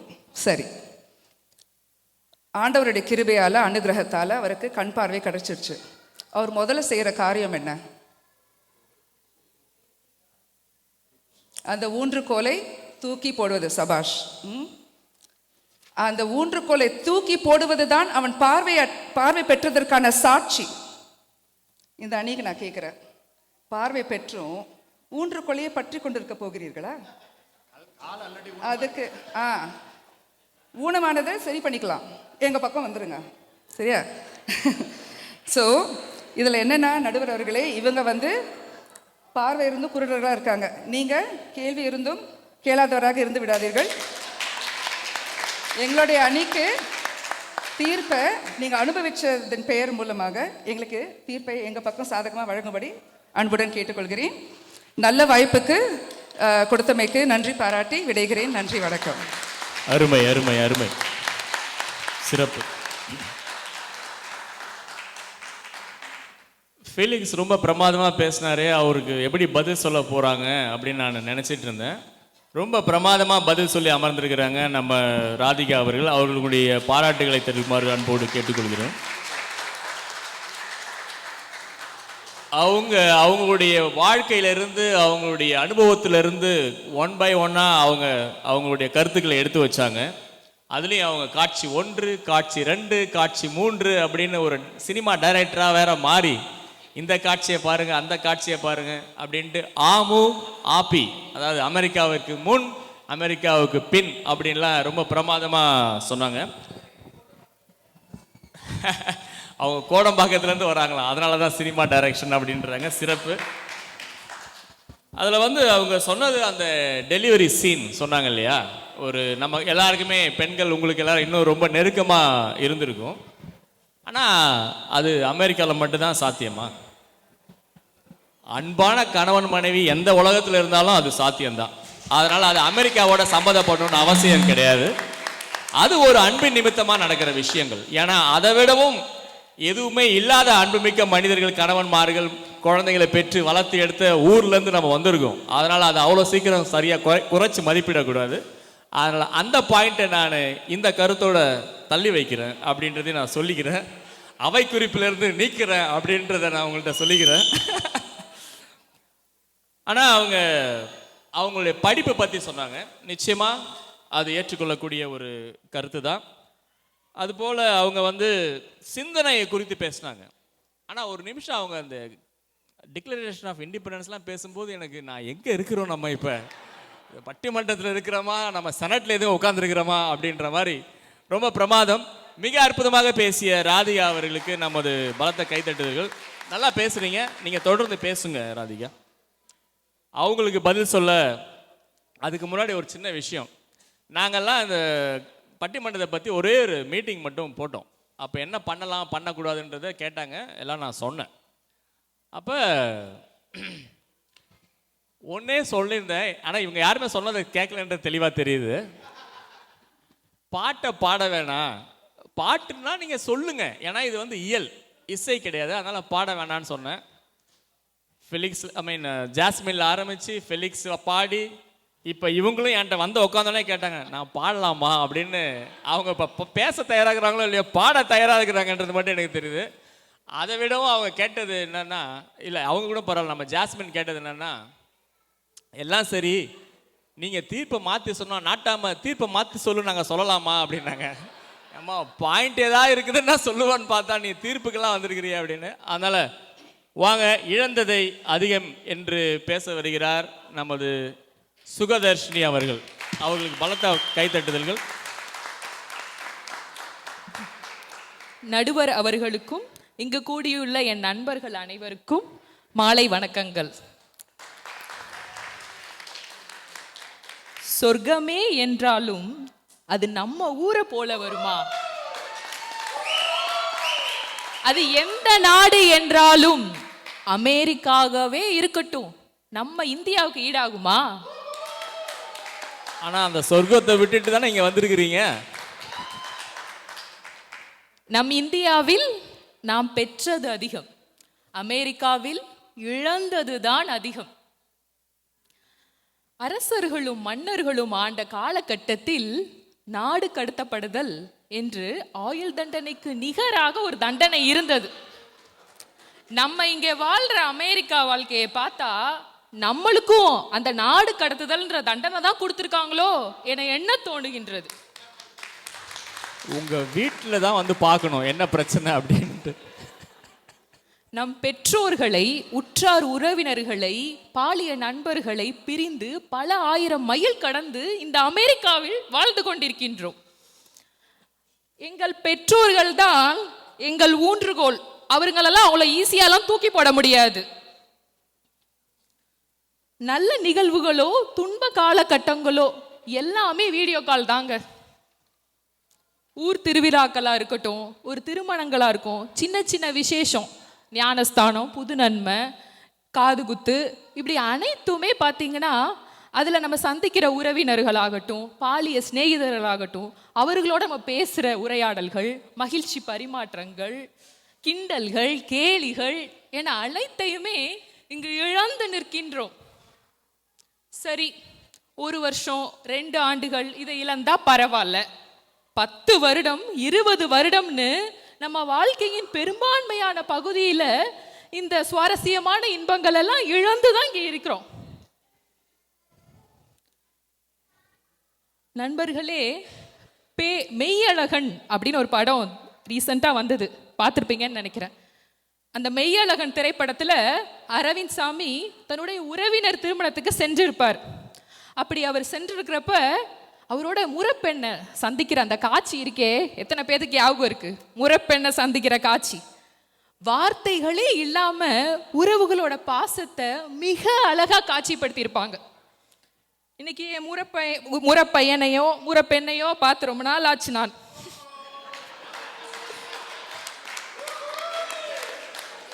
உங்க பிரச்சனை வேற. நான் கூட நிச்சயமா நீங்க இழந்திருக்கிறீங்க தான், என்னால் அதை புரிஞ்சிக்க முடியுது. ராதிகா சொன்னாங்க, குழந்தை பெற்று தனியா இங்க குழந்தைய பெற்றெடுத்ததா. ஆமா ராதிகா, நானும் இங்க குழந்தைய தனியா தான் பெற்றெடுத்தேன். கோவிட் நேரத்தில் ஜூலை 2020 பீக் பேண்டமிக்ல என் பையன் பிறந்தான். குழந்தை வளர்ப்புனா என்னன்னே தெரியாது. இன்னும் 6-7 வருஷத்துக்கு முன்னாடி நானும் என் கணவரும் எவ்வளோ கஷ்டப்பட்டோம். போஸ்ட் பார்ட்டம் டிப்ரெஷன் அதில் அண்டர்கோ பண்ணேன் நான். எனக்கு தெரியும் பெற்றோர்களை இழந்து இங்கு தனியாக வாடி ஒரு குழந்தையை பெற்று வளர்ப்பது எவ்வளவு சிரமம் என்று.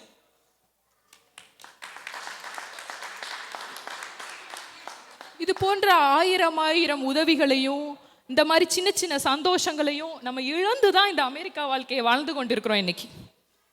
நடுவர் அவர்களே, அமெரிக்காவில் கணவரின் டிபெண்டா வருகின்ற பெண்களின் நிலை இன்னும் சவாலானது.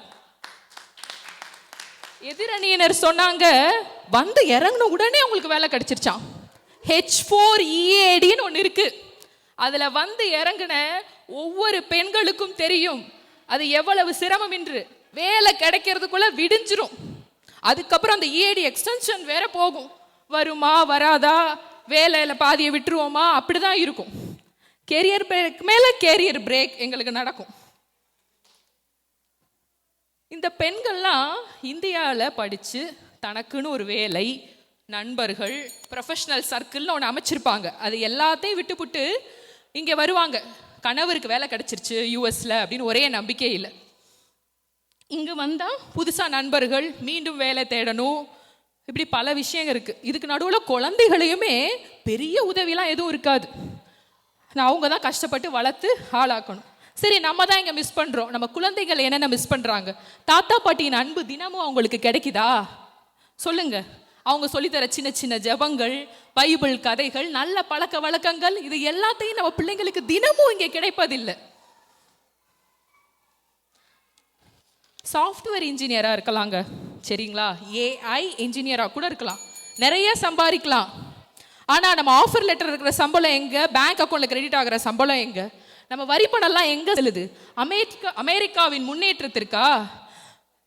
இன்ஃப்ராஸ்ட்ரக்சர் என்ன இருக்குது? நம்ம வரி பணம் செலுத்துறதுக்கு ஏற்ப நம்மளுக்கு என்ன இன்ஃப்ராஸ்ட்ரக்சர் இங்கே கிடைக்குது? ட்ரேசியிலேருந்து நான் வர சானூஸ் சாலைகள் குண்டும் குழியுமாக தான் இருக்குது. ஜப்பானின் புல்லட் ட்ரெயின் எங்கே? பே ஏரியாவின் பார்ட் கேல் ட்ரெயின் எங்கே? மற்ற வல்லரசு நாடுகளுடன் கம்பேர் செய்கையில் அமெரிக்கா பின்தங்கிதான் இருக்கின்றது. அடுத்த முறை ஜப்பானில் பெற்றது அதிகமா இழந்தது அதிகமான்னு நீங்கள் பட்டிமன்றம் வைக்கணும்னு கேட்டுக்கிறேன். ஜப்பான் ஸ்வீஸ் வேகத்துக்கு இவங்க கொஞ்சம் மெதுவாக தான் முன்னேறுவாங்க போல. நடுவர் அவர்களே, கடைசியா ஒரே ஒரு புறநானூற்று பாடல் சொல்லுங்க. பல்சான்றீரே பல்சான்றீரே கயல்முள் அன்ன நரைமுதிர் திரைக்கவுள் பயனில் மூப்பின் பல்சான்றீரே. இதோட பொருள் என்னன்னா, பல நற்குணங்களை கொண்ட சான்றோர்களே, பல நற்குணங்களை கொன்ற சான்றோர்களே, முதுமை வந்து இறப்பு நம்மை அழைக்கும் வேளையில், முதுமை வந்து இறப்பு நம்மை அழைக்கும் வேளையில் இன்னும் நன்றாக வாழ்ந்திருக்கலாமே, இன்னும் நன்றாக வாழ்ந்திருக்கலாமே என வருந்தி பயனில்லை. இளமையிலேயே வேர்களோடும் பெற்றோரோடும் இன்பமாக வாழ்ந்து செல்வோம். வாய்ப்பளித்தமைக்கு நன்றி, வணக்கம். அருமை அருமை அருமை. சுகதர்ஷினிக்கு என்னுடைய தனிப்பட்ட பாராட்டு. எதுக்கு அப்படின்னா, பாடாதீங்கன்னு சொன்னதை அவங்க பாடணும்னு விருப்பப்பட்டும் பாடாமல் இருந்தீங்க பார்த்தீங்களா, அதுக்காகவே. அடுத்தது, உங்ககிட்ட ஒரு நல்ல உச்சரிப்பு இருக்கு, நல்ல அழகாக பேசுகிறீங்க, அதுக்கு உங்களுக்கு என்னுடைய தனிப்பட்ட பாராட்டு. அதுலேயும் புறநானூற்று பாடலை கொண்டு வந்து பல்சான்றீரே பல்சான்றீர்லாம் நீங்கள் பேசிங்க நான் எதிர்பார்க்கல, ரொம்ப பிரமாதம், அதுக்கே உங்களுக்கு வாழ்த்துக்கள். அவங்க என்ன சொல்லியிருக்காங்கன்னா, சொர்க்கத்தை விட்டுட்டு இந்த ஊருக்கு வந்திருக்கோம் அப்படின்னு ஆரம்பித்தாங்க. ஸோ அதை விட பெரிய சொர்க்கமாக இருக்கும் அப்படின்னு நினச்சி வந்து அப்படி இல்லை அப்படின்றத அவங்களுடைய பேச்சில் அவங்க சொல்லியிருக்கிறாங்க. அவங்களும் குழந்தை பெற்கிறத பற்றி, பெற்றோர்களுடைய பிரச்சனைகள், அதில் மிகப்பெரிய பிரச்சனையாக அவங்க சொன்னது H4 வர்றது. நிச்சயமாக அதை நம்ம கணக்கில் எடுத்து தான் ஆகணும். அது ஒரு மிகப்பெரிய போராட்டம் தான் இங்கே இருக்கிற மனைவிமார்கள், இல்லாட்டி H4 வந்துடுற கணவன்மார்கள் எல்லாருக்குமே. அதே போல் தாத்தா பாட்டி, ஆனால் எல்லாருமே பைபிளை டச் பண்ணிடுறாங்க கடைசியாக. ஏன்னா இது சர்ச்சில் நடக்குது இல்லையா, நம்மளும் எதாவது சொல்லிடணும் அப்படின்ட்டு அதையும் டச் பண்ணிடுறாங்க. இப்போ இந்த குழந்தை பெற்றுக்கிறது இருக்குல்ல, அதே போல் இழப்பதுனால வர அந்த கண்ணீர் இதெல்லாம் இருக்கு இல்லையா, உங்களுக்கு எத்தனை பேருக்கு தெரியும்னு தெரியல, கண்ணீர் இருக்குல்ல, அந்த கண்ணீர் நம்ம ரொம்ப சிரித்து சந்தோஷத்தில் ஆனந்தத்தில் சிரிச்சோன்னு வச்சுங்களேன், கண்ணீர் எங்கே வரும் தெரியுங்களா? இந்த ஓரத்தில் வரும் கண்ணீர். நீங்கள் நல்லா பாருங்கள், ஒரு காமெடி ஷோ நல்லா வயிறு குழுக்க சிரிச்சிங்கன்னா அந்த கண்ணீர் இந்த ஓரத்தில் வரும். அப்போ நம்ம இப்படி துடைப்போம், அது சந்தோஷத்தில் வர கண்ணீர். அதே கண்ணீர் இந்த மாதிரி அப்பாவை இழந்தோம், அம்மாவை இழந்தோம், இல்லை பெரிய துக்கத்தில் இருந்து வருதுன்னா அந்த கண்ணீர் இந்த இடத்துலேருந்து வரும். அந்த கண்ணீர் தான் அந்த மூக்கு வழியாக தொட்டு வாய்க்குள்ளே உப்பு கரிக்கும். அதனால் அந்த கண்ணீர் உப்பு கரிக்கிற கண்ணீர். இந்த கண்ணீர் இருக்குல்ல, அதில் உப்பு கம்மியாக தான் இருக்கும். இதை விடவும் ஒரு கண்ணீர் இருக்குது, அந்த கண்ணீர் எதுன்னா நடுவுல இருந்து ஒரு கண்ணீர் வரும். அது எப்போ வரும் தெரியுங்களா? அடுத்தவங்களுக்காக நம்ம கண்ணீர் சிந்தும் போது மட்டும்தான் அந்த கண்ணீர் வரும். அது பெரும்பாலும் தாய்மார்களுக்கு தான் அந்த கண்ணீர் வரும். அதனால நீங்க இழந்ததுன்னு சொல்லும்போது எந்த கண்ணீர் உங்ககிட்ட வந்துச்சுன்றதை வச்சு நீங்க இழந்துக்கிறத பற்றி நம்ம பேசிக்கலாம் அப்படின்றதுக்காக தான் அந்த கருத்தை சொன்னேன். எனவே இப்போ பெற்றது அதிகமே என்ற அணியினுடைய இறுதி பேச்சாளராக நீங்கள்லாம் ஆவலுடன் எதிர்பார்த்துட்டு இருக்கிற நம்முடைய டேவிட் ஜார்ஜ் அவர்களை அன்போடு மேடைக்கு அழைக்கிறேன்.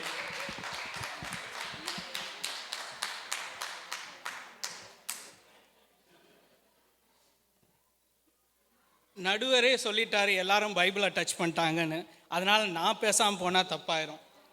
கானா ஊரிலே தண்ணீரை திராட்சரசனமாய் மாற்றினார் நம் ஆண்டவர். இந்த அமெரிக்க மண் நம் கனவுகளை நினைவாக மாற்றிக்கொண்டிருக்கிறது.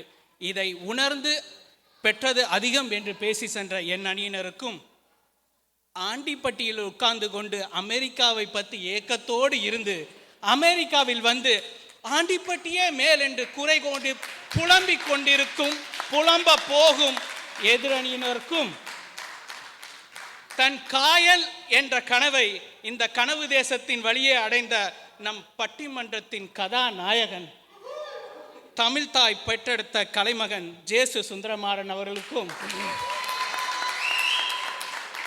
நிச்சயமா கன்சிடர் பண்றேன் டேவிட். வரும்போது 4 பெட்டியோட வந்தோம்.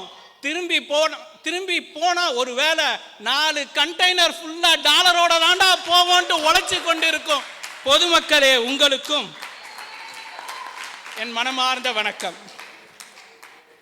அருமையா பேசிட்டு போன ஜாஸ்மினியும் ராதிகாவையும் பார்த்தா எனக்கே ஒரு விசில் அடிக்கணும்னு தோணுது. நடுவர் அவர்களே, இந்த மேடையில் சட்டசபை பிரச்சனையோட சட்ட பிரச்சனை பெருசா இருக்கு. ஆமா ஆமா, இதை நம்ம சீக்கிரம் பட்டிமன்றம் முடிவு கட்டி ஆகணும் இன்னைக்கு. அப்புறம் நம்ம அல்டிமேட் ஸ்டார் அஜித், அவர் சால்ட் அண்ட் பெப்பர் லுக் இருக்கனாலே அவர் பாட்டி கேட்டேன்னு ஏகப்பட்டது பாடிட்டு போயிட்டாரு. அவர் கன்ஃபியூஸ்டு தேசின்னு சொன்னது வேற யாரும் இல்லை, அவங்க 3 பேரையும் தான். ஏன்னா அவங்க என்ன சொன்னாங்க, கள்ள தோணியில ஏறி வந்தாங்களா, நாடு கடத்தினாங்களா. இவங்க தான் வடிவேலு சொல்ற மாதிரி நானும் ஊருக்கு போறேன்னு அமெரிக்கா கிளம்பி வந்துட்டு இங்கே உட்காந்து அமெரிக்காவில் இழந்தது ஜாஸ்தின்னு பேசிட்டு இருக்காங்க. ஆனா நானும் யோசிச்சு பார்த்தேன், நம்ம ஒண்ணுமே இழக்கலையான்ட்டு. நிறைய இழந்திருக்கோம். காலையில தண்ணி லாரியில தண்ணி வருமா, இல்ல அப்படியே வந்தாலும் நமக்கு கிடைக்கிறோமான்ற ஒரு ஸ்போர்ட்ஸ் கேம் இருந்துச்சாங்க, அதை இழந்திருக்கோம். குடிகாரர்களுடைய தெரு நடனம் அருமையா இருக்கும், அந்த கலையை இழந்திருக்கோம். நம்ம இங்க வந்து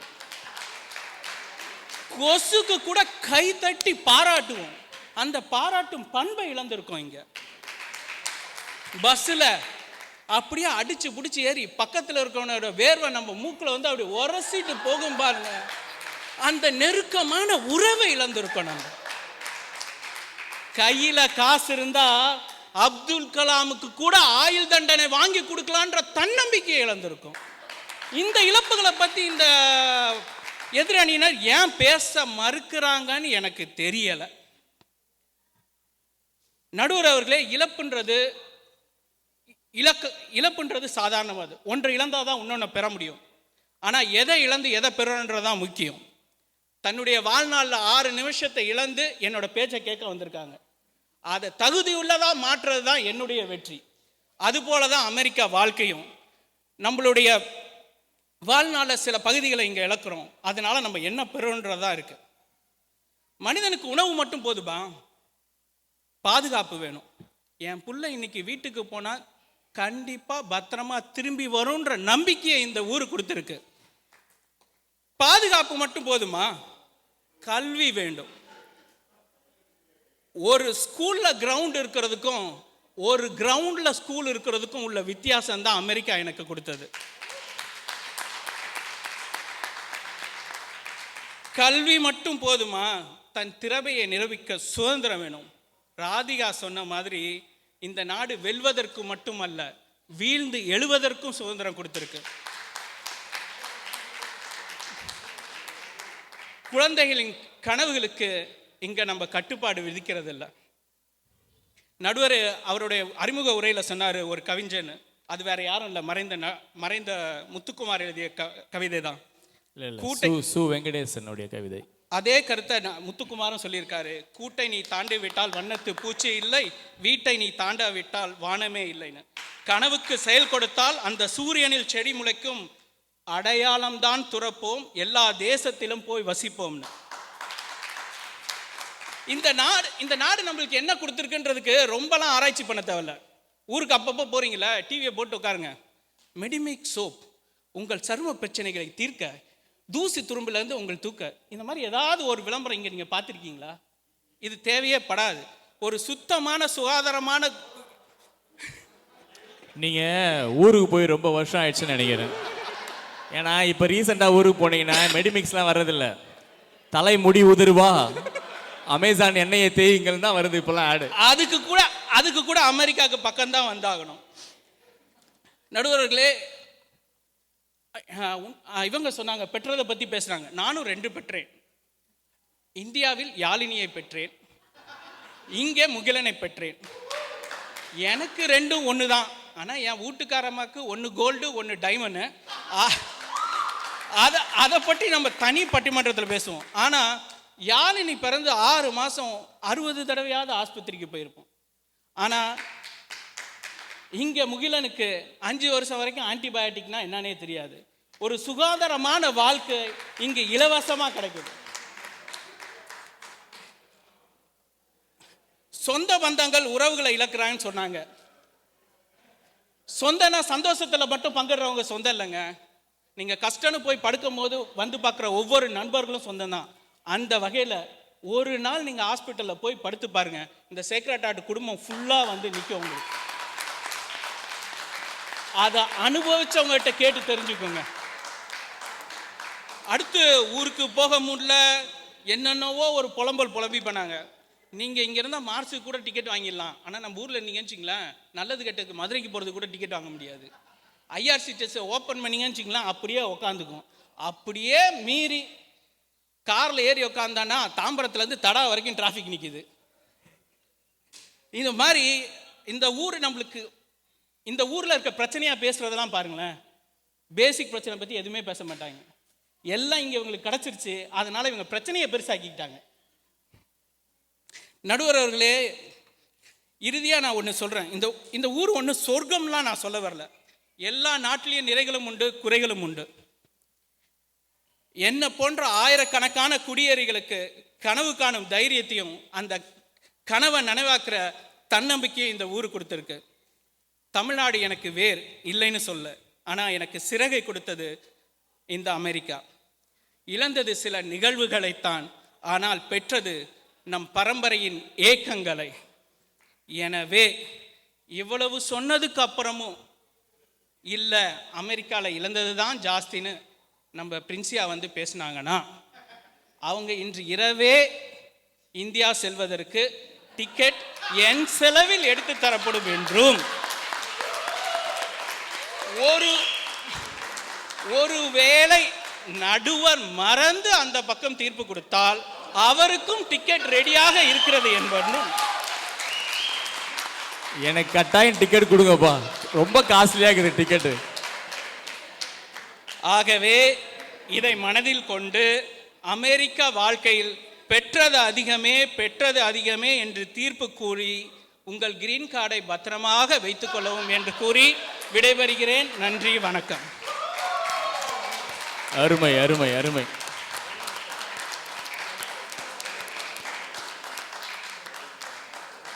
வழக்கம் போல டேவிட் தான் அப்படின்னு நிரூபிச்சிட்டாரு. நீங்கள் எல்லாரும் பார்த்துதீங்க. அவருக்கு உங்களுடைய பாராட்டுதல்களை வழங்குமாறு அன்போடு கேட்டுக்கொள்கிறேன். டேவிட் பேசுனதுல எனக்கு ரொம்ப, அதாவது அவர் அடிக்கிட்டே வந்தார். எதெல்லாம் இழந்தோம், தண்ணி குழாயில் தண்ணி வர்றதுலேருந்து ஆரம்பித்து இந்தியாவில் எதெல்லாம் பிரச்சனைன்றதை ரொம்ப நாசுக்காக சொல்லிகிட்டு இருந்தார். இங்கே அந்த பிரச்சனைலாம் எதுவும் இல்லாமல் நம்ம ரொம்ப சௌகரியமாக இருக்கிறோம் அப்படின்ட்டு. ஒரு விஷயம் அவர் சொன்னது எனக்கு ரொம்ப, இந்த தலைப்புக்கு ரொம்ப தேவையான ஒரு விஷயமா இருக்குது. ஏன்னா நம்ம எவ்வளோ விஷயங்களை இழந்திருக்கிறோம், அதில் எந்த மாற்று கருத்தும் கிடையாது. ஆனால் அது எந்த அளவுக்கு நம்ம பாதிச்சிருக்கு அப்படின்றதுல வெயிட்டேஜ் வச்சு பார்க்கும்போது தான் அதை பற்றி நம்ம யோசிக்கிறோம். இப்போ அவர் சொன்னது என்ன தெரியுங்களா, தலைமுறை ஏக்கங்களை நம்ம வந்து இந்த நாடு நம்மளுக்கு வந்து கடத்தியிருக்கு, அதை வந்து நிவர்த்தி செஞ்சுருக்குன்னு சொன்னார் பாருங்க. ஏன்னா அதில் பல விஷயங்கள் அடங்கி இருக்குது. பல தலைமுறைகளாக காணாத சில விஷயங்களை, அது வந்து பொருளாதாரமாக இருக்கலாம், மதிப்பாக இருக்கலாம், சுதந்திரமாக இருக்கலாம், எல்லாத்தையும் இந்த அமெரிக்கா கொடுத்துருக்குன்னு அவர் சொன்னது தான் அவருடைய கருத்தின் முத்தாய்ப்பாக நான் பார்க்குறேன். வாழ்த்துக்கள் டேவிட். இந்த குருவி எல்லாம் சொல்லுவோம்ல, உயர உயர பறந்தாலும் ஊருக்குருவி ஆகாதுன்னு. அதே போல் கோழி பார்த்துருக்குறீங்களா? கோழி வந்து நீங்கள் சாப்பாடு போட்டிங்கனாலும் 2 காலாலையும் இப்படி இப்படி பண்ணிகிட்டே இருக்கு. ஏன் தெரியுங்களா? முன்னாடியெல்லாம் பறவைகளுக்கு வந்து மனிதர்கள் மாதிரி நடந்துட்டு தான் இருந்தாங்களாம்.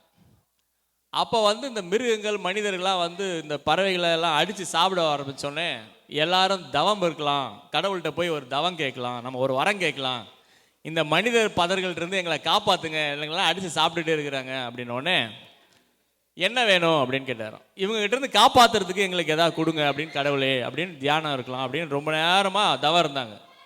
கடவுள் அவ்வளோ சீக்கிரம் வந்துடுவாரா? கொஞ்சம் லேட்டானுச்சு.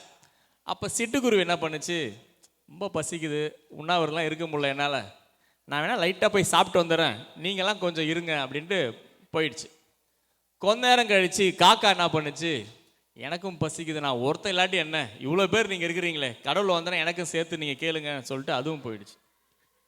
கொஞ்ச நேரம் கழித்து கோழி பார்த்துச்சு, 3 பேர் போயிட்டாங்க, நானும் சின்ன உருவம் தான், எனக்கும் பசிக்குது, நானும் போகிறேன், கடவுள் வந்தால் எனக்கும் சேர்த்து கேளுங்கன்னு போயிடுச்சு. இப்போ கடவுள் வந்தார். கடவுள் வந்தோடனே அவங்களுடைய கோரிக்கையை சொன்னாங்க. கடவுள் என்ன பண்ணார், சரி இவங்க வீட்டில் தான் தப்பிக்கிறதுக்கு ஏற்ற மாதிரி நான் உங்களுக்கு ஒரு தங்க ஊசி தரேன், அந்த தங்க ஊசியை வச்சு உங்கள் மேலே இருக்கிற இந்த இறகுலாம் வச்சு நீங்கள் ஒரு சிறகு நீங்களே தச்சுக்குங்க, தச்ச உடனே உங்களுக்கு நான் பறக்கிறதுக்கான வாய்ப்பு கொடுக்குறேன், நீங்கள்லாம் பறந்து போயிடலாம் அப்படின்னோடனே டக்குன்னு கழுகு என்ன பண்ணுச்சு, வேகமாக சிறகுலாம் எடுத்து ரொம்ப பிரமாதமான ஒரு சிறகை விரித்து பறக்க ஆரம்பிச்சிருச்சு. எல்லா பறவைகளும் பார்த்தோன்னா ஆஹா இது பிரமாதமாக இருக்கே அப்படின்னு எல்லாரும் அதே போல் சிறகுல மரங்கொத்தி பறவை வந்துச்சு, அழகாக அது தச்சுக்குச்சு, இப்படி ஒவ்வொரு பறவையாக பத்துக்குச்சு. இப்போ போயிருந்த சிட்டுக்குருவி, காக்கா, கோழி எல்லாம் வந்தது. இப்போ ஐயோ இவ்வளோ அழகாக எங்கே இருக்கு, எனக்கு கொஞ்சம் கூட அப்படின்னு பருந்த பாட்டு கேட்டுச்சு சிட்டுக்குருவி. உடனே பருந்து சொன்னிச்சு, நான் கொடுத்ததை திருப்பி கடவுள்கிட்ட கொடுக்கணும், நான் வேணா அவர்கிட்ட கேட்டுறேன் அப்படின்னா கடவுள்கிட்ட கேட்டுச்சு. அவர் சொன்னார் பரவாயில்ல கொடு, ஆனால் நீ திருப்பி எனக்கு வந்து அந்த ஊசியை கொடுத்துடணும் அப்படின்னோடனே சரின்ட்டு சிட்டுக்குருவிட்ட கொடுத்தோடனே சிட்டுக்குருவியும் அழகாக தச்சுச்சு. ஆனால் அது போயிட்டு வந்ததுனால அதால் அதிகமாக நேரம் செலவு பண்ணல, ஏன்னா சீக்கிரம் கொடுன்னு கேட்டதுனே ஒரு சின்னதாக சிறகு தான், அதனால தான் அதாவது ஓரளவுக்கு மேலே பறக்க முடியல. அதே போல் காக்கா. இப்போ கோழி என்ன பண்ணுச்சு, எனக்கு கொடுனோடனே பருந்து சொன்னிச்சு நீ கடவுள்கிட்ட கேளு, அவருக்கு கொடுத்தாரா நான் அவனுக்கு தரேன் அப்படின்னோடனே, சொன்னார்னா தரேன் அப்படின்னோடனே, நீ தானே நான் போய் கடவுள்கிட்ட கேட்டு கடவுள் ஓன்ட்ட சொல்லி அப்புறம் எனக்கு வர்றதுக்கு நீ கொடுத்துரு, நான் கடவுள்கிட்ட சொல்லிக்கிறேன் அப்படின்னா கொடுத்துருச்சு. இப்போ கோழி பண்ண ஆரம்பித்தோடனே அந்த தங்க ஊசியை தொலைச்சிருச்சு, அதால் ரெக்கையை வளர்க்க முடியல. அதனால தான் இன்னை வரைக்கும் கோழி இப்படி இப்படின்னு தேண்டிக்கிட்டே இருக்குது அந்த தங்க ஊசி எங்கே அப்படின்னு.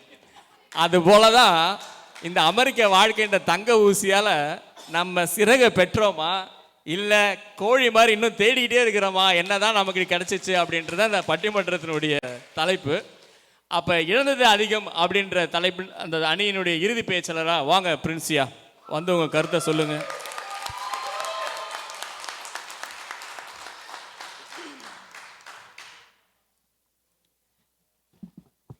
செந்தமிழே உயிரே நருந்தேனே, செயலினை மூச்சினை உனக்களித்தேனே, நைந்தாயினில் நைந்து போகும் என் வாழ்வு, நன்னிலை உனக்கெனில் எனக்கும் தானே என்று என் தமிழ் தாய்க்கு முதல் வணக்கத்தை கூறிக்கொண்டு,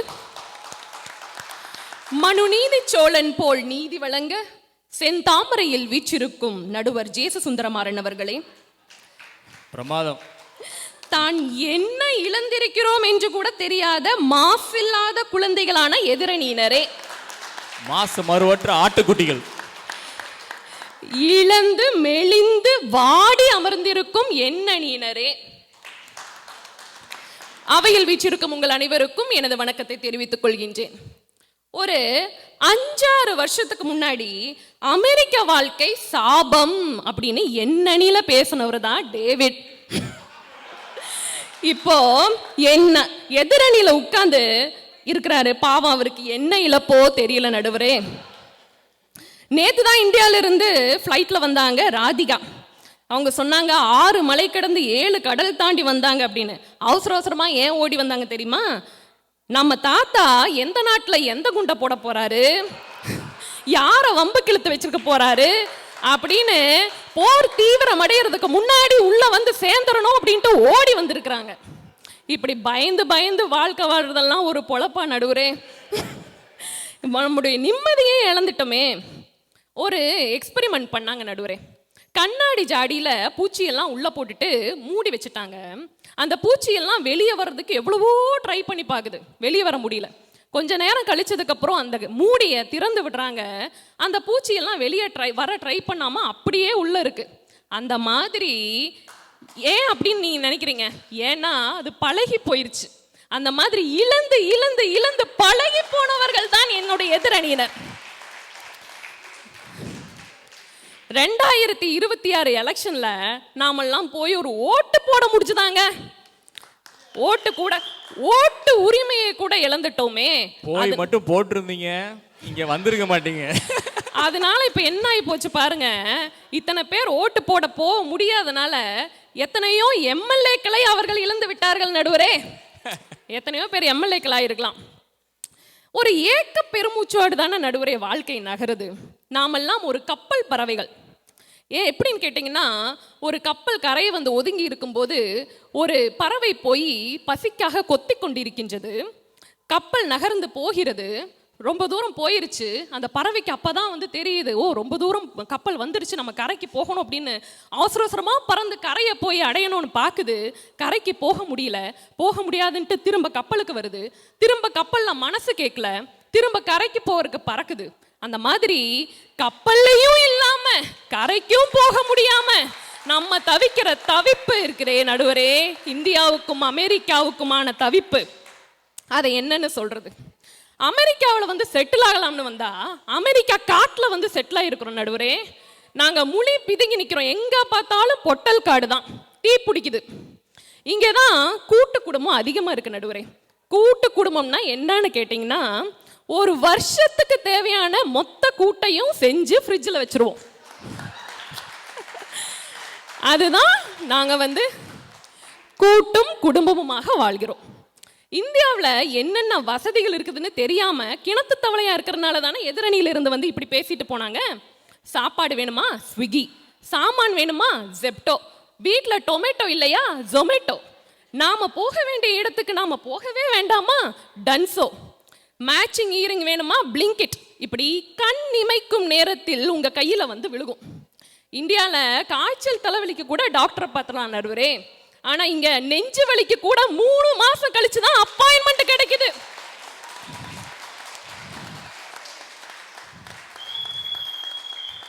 டாக்டர் பால தான் நம்ம யூடியூப்ல பார்க்க முடியுதே தவிர வேற எந்த டாக்டரையும் நம்ம பார்க்க முடியறதில்ல. அப்பாயின்மெண்ட் கிடைக்கிறதுக்கு முன்னாடி நமக்கு பால் ஊத்திடுவாங்க. இங்க வாழ்க்கையே ஒரு அப்பாயின்மெண்ட் தானே நடுவரே. Doctor appointment, DMV appointment, visa appointment, play date கூட அப்பாயின்மெண்ட். ஏன் தம்பி வீட்டுக்கு போனோம்னா கூட அப்பாயின்மெண்ட் நடுவரே. இதுல டாக்டர் அப்பாயின்மெண்ட், விசா அப்பாயின்மெண்ட்டும் கிடைக்கவே கிடைக்காது. நாமெல்லாம் மிடில் கிளாஸ் வாழ்க்கையை தானே வாழ்ந்துட்டு இருக்கிறோம் நடுவரே. சண்டே ஓய்வு நாள்னு பைபிள்ல சொல்லியிருக்கிறாங்க. ஆனா இங்க சண்டே தான் சண்டை நாள். கீழே டாய்லெட்டை நீ கழுகு, மேலே டாய்லெட்டை நான் கழுகுறேன். போன வாரம் தான் குப்பை வச்சேன், இந்த வாரம் நீ தான் வைக்கணும் அப்படின்னு வாழ்க்கையே வாட்டும் வழக்குமா இல்ல போயிட்டு இருக்குது. இதுல நிம்மதி இழந்துட்டோமே நடுவரே. பேரியால ஒரு திருவிழா ரொம்ப ஃபேமஸ் நடுவரே. என்ன திருவிழா அப்படின்னு கேட்டிங்கன்னா, நம்ம சேக்ரட் ஹார்ட் மாதா திருவிழா அப்படின்னு நீங்க நினைக்கலாம். அதுதான் இல்லை. என்ன திருவிழான்னா லே ஆஃப் திருவிழா. எல்லா வருஷமும் லே ஆஃப் திருவிழா வந்து வந்து போகும். நம்ம இங்கே அமெரிக்காவில் வேலை வாங்குறது வந்து எப்படி அப்படின்னா, வேலையை பிடிக்கிறது கடலுக்குள்ள மீனை பிடிக்கிற மாதிரி எப்போ வேணாலும் வழுக்கிக்கிட்டு போயிடும் நடுவரே. ஆனால் நீங்கள் லே ஆஃப் திருவிழானோட இந்த பக்கம்லாம் ரொம்ப அமைதியாகிட்டாங்க. ஏமா லே ஆஃப் போய் திருவிழான்னு சொல்றியேமா அப்படின்னு அவங்கலாம் ரொம்ப ஃபீல் பண்றாங்க. ஆமா, அவங்க சோகத்தெல்லாம் அமைதியாயிட்டாங்க. வேலை போன அப்புறம் எப்ப வேலை கிடைக்கும்னா அப்புறம் ஜோசப் அண்ணா கிட்ட ஜோசியம் பார்க்க வேண்டியதா போச்சு நடுவரே. இயற்கையோடு இருந்த தொடர்பையே இழந்துட்டோமே. முற்றத்தின் மண், மரம், கிணறு, வயல், மாடு, கோழி, தோட்டம்னு இவையெல்லாம் வாழ்க்கையின் ஒரு பகுதியா இருந்தது. இப்ப நம்ம குழந்தைகளுக்கு இதையெல்லாம் யூடியூப்ல காமிச்சிட்டு இருக்கோம். வீடு வரை உறவு, வீதி வரை மனைவி, காடு வரை பிள்ளைன்னு சொல்லுவாங்க. இங்க காலேஜ் வரை தான் பிள்ளை. அப்புறம் தேங்க்ஸ் கிவிங்க்கும் கிறிஸ்மஸ்க்கும் மட்டும்தான் அவங்கள நம்ம பார்க்க முடியும். சரி, எத்தனையோ வீட்டம்மாக்கள் இங்க இருக்கிறாங்க. மிக்சி, கிரைண்டர், ஃபேன், ஃபோன் இதுல எது ரிப்பேர் ஆனாலும் சரி செய்யற உரிமையை கூட நாங்க இழந்துட்டோமே நடுவரே. எங்கேயாவது போய் சரி செய்ய முடியுதா? முதல்ல சரி செய்ய கடைகள் இல்லை, இருந்தாலும் சரி செய்யற காசுல புது மிக்சி கிரைண்டர் வாங்கிடலாம். நம்ம ஊரில் ஸ்கூலுக்கு போகும்போது நம்ம என்ன எடுத்துகிட்டு போயிருக்கோம் நடுவரே? பென்சில் எடுத்துகிட்டு போயிருப்போம், பேனா எடுத்துகிட்டு போயிருப்போம், நோட் எடுத்துகிட்டு போயிருப்போம். இந்த ஊர் ஸ்கூலுக்கு குழந்தைங்க வந்து துப்பாக்கி எடுத்துகிட்டு போகிறாங்க நடுவரே. துப்பாக்கி எடுத்துகிட்டு போய் எத்தனை துப்பாக்கி சூடுகள்.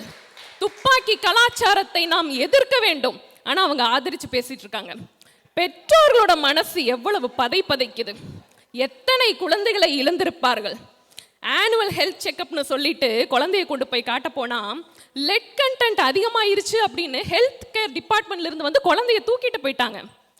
இப்படி குழந்தையே இழக்கிற அளவுக்கு நம்ம மாறி இருக்கிறோமே, இது இழப்பா இல்லையா? அப்புறமா ஒரு குச்சி ஐஸையும் பால் ஐஸையும் சுவைச்சு சாப்பிட்ட நாம இப்ப ஐஸ்னு சொன்னாலே பதறி அடிச்சுக்கிட்டு ஓடுறோமே. அந்த மாதிரியான நாட்டில் வந்து இருக்கிறோம் நடுவரே. சரி, அது மட்டும் இல்லாம இந்தியாவில் எங்கேயாவது வீட்டு வேலை இத்தனை லட்சம் குறைஞ்சிச்சுன்னு கேள்விப்பட்டிருக்கிறீங்களா? இங்க மட்டும்தான் இத்தனை லட்சம் வீட்டு வேலை குறைஞ்சிச்சுன்னு நீங்க கேள்விப்படுவீங்க. அந்த கடனையும் நம்ம தான் கட்டிட்டு இருக்கிறோம். எத்தனை scam, insurance scam, home insurance, home warranty, earthquake இன்சூரன்ஸ்னு எத்தனை இன்சூரன்ஸ்க்கு காசை கட்டிக்கிட்டு இருக்கிறோம் நடுவரே. சிறுபானாச்சு படையில கிள்ளி வனவனோட நாட்டை பத்தி இப்படி சொல்லியிருப்பாங்க. ஒரு நாடுனா எப்படி இருக்கணும்னு கேளுங்க. கொல கொல குறைப்படா கூலுடை வியல் நகர், அடு தீ அல்லது சுடு தீ அறியாது இருமருந்து விளைக்கும் நல்நாட்டு பொருணன் கிள்ளி வளவன் நல்லிசை உள்ளி அப்படின்னு சொல்லியிருப்பாங்க. குளத்து நீர் மொள்ள மொள்ள குறையாதது போல செல்வம் நிறைந்த நாடு உணவு சமைக்கும் தீயை தவிர பகை மன்னன் சுடு தீயை அறியாத நாடு அப்படின்னு சொல்லுவாங்க. ஒரே நிமிஷம் நடுவர். இந்த பகை மன்னன் சுடு தீ அதை இங்கதான் நீங்க நிறைய பார்க்க முடியும், அதிகமா இருக்கும். ஏன்னா ஊன்னா South Korea, North Korea, China, Iran எல்லாருமே படையெடுத்து வந்துருவாங்க. என்னுடைய உரையை இப்படி முடித்துக் கொள்கின்றேன். மாமரத்தில் ஊஞ்சல் கட்டி ஆடியதும், களிமண்ணால் செய்த பானையில் கூட்டாஞ்சோறு வைத்து தேக்கிலையில் சுவைத்ததும், முட்டையிடும் பொன்வண்டும் தட்டாம்பூச்சியும் குட்டி போடும் மயிலிறகும், நொங்கு வண்டியும் காண கிடைக்கா நாவல் பழமும் இழந்த பழமும் கொடுக்கா புளியும், சுவைக்க கிடைக்கா இளந்திவடை தேன் முட்டாய் சுத்திர முட்டாய் கம்பரக்கட்டும், சலிக்க மறுக்கும் கண்ணாம்பூச்சி விளையாட்டும், அம்மாவின் அரவணைப்பும் அப்பாவின் அரணையும் இழந்து ஃபெவிகுக்கை அடியில் வைத்து உட்கார்ந்தாற் போல எணிக்கவும் முடியாமல் உட்காரவும் முடியாமல் இந்திய பிரஜையாகவும் முழுதாக இல்லாமல் இங்கேயும் வேற்று கிரகத்து மனிதர்களாக ஏலியனாக வாழும் இந்த அமெரிக்க வாழ்க்கையில் பெற்றதை விட இழந்ததே அதிகம் என்று அடித்து கூறி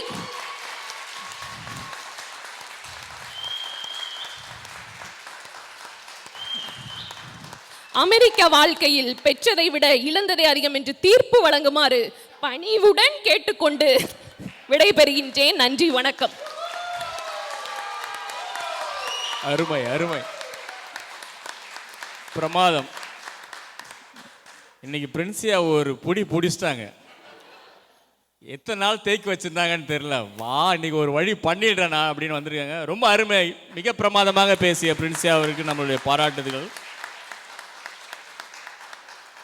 ஆக்சுவலாக எல்லாருமே தமிழிலிருந்து மேற்கோள் காட்டினது எனக்கு ரொம்ப பிடிச்சிருந்தது. அவங்க பாரதியாரை எடுத்தாங்க, நீங்கள் புறநானூறு, நீங்கள் முருகானாற்றுப்படையா சிறுபானாற்றுப்படை எடுத்துருக்கிறீங்க. ரொம்ப அருமை. இந்த அளவுக்கு ஊன்றி நீங்கள் தமிழை உள்ளே படித்ததுனால எனக்கு ரொம்ப சந்தோஷம்.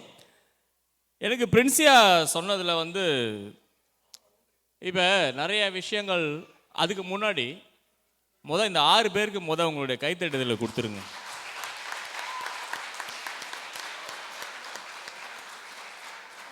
நான் ஏற்கனவே சொன்னது போல் மேடை மட்டும் மேம்பட்டுட்டே வரல, இவங்களுடைய பேச்சும் ரொம்ப மேம்பட்டு தான் வந்திருக்கு இன்னைக்கு. அதுக்காகவே இவங்களுக்கு நம்மளுடைய பாராட்டுதல்களை நம்ம தெரிவிச்சுக்கலாம். 8 நீங்கள் 9 நிமிஷம் பேசுனீங்க, கவலைப்படாதீங்க.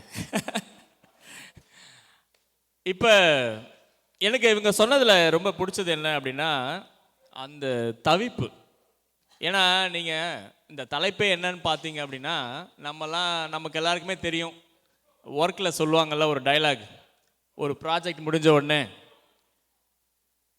குவாலிட்டேட்டிவ் பெனிஃபிட், குவான்டிடேட்டிவ் பெனிஃபிட் அப்படின்னு சொல்லுவாங்க இல்லையா. அப்போ இந்த அமெரிக்க வாழ்க்கையில் நிறைய குவான்டிடேட்டிவான விஷயங்கள் எதெல்லாம் நம்ம பெற்றிருக்கிறோம், எதெல்லாம் குவாலிட்டேட்டிவான விஷயங்கள் நம்ம பெற்றிருக்கோம் இல்லை இழந்திருக்கிறோம் அப்படின்றது தான். அதில் அந்த தவிப்புன்ற விஷயம் இருக்குல்ல, எல்லா விதத்துலையும் அது எல்லாத்துக்குமே பொருந்தும். அதுக்கு குவான்டிடேட்டிவாக இல்லாது, அதை நம்ம அளக்க முடியாது.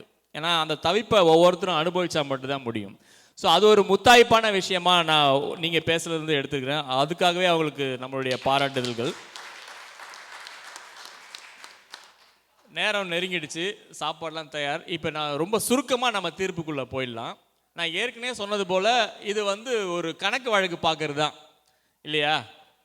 எல்லாம் 1 2 3 4 என்னெல்லாம் பெற்றிருக்கிறோம், என்னெல்லாம் போயிருக்கு அப்படின்ட்டு. அதுக்கு முன்னாடி ஒரு விஷயத்த சொல்லிவிட்டு நான் தீர்ப்புக்குள்ளே போயிடலான் இருக்கேன். என்ன அப்படின்னா, இப்போ வீட்டுக்குள்ளே ஒரு கரப்பாம்பூச்சி வருதுன்னு வைங்க, டக்குன்னு டேவிட் போய் அந்த கரப்பாம்பூச்சி அடித்து தூக்கி வெளியே போடுறாரு. அப்பாடா அப்படின்னு சொல்லுவாங்களா வீட்டில் இருக்கிறவங்களாம், நல்ல வேலை அப்படின்னு.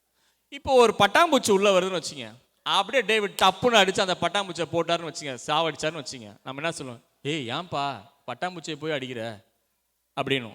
கரெக்டு தானே? ரெண்டுமே உயிர் தான். ஆனால் கரப்பாம்பூச்சி செத்தா சந்தோஷப்படுறோம், பட்டாம்பூச்சி செத்தா வருத்தப்படுறோம். ஏன் நினைக்கிறீங்க? ஏன்னா நம்ம டெசிஷன் எல்லாமே இமோஷன் பேஸ்டாக இருக்குது, அப்பீரன்ஸ் பேஸ்டாக இருக்குது, ட்ரூத் வழியாக இல்லை. Truth is both are same, ரெண்டுமே உயிர்.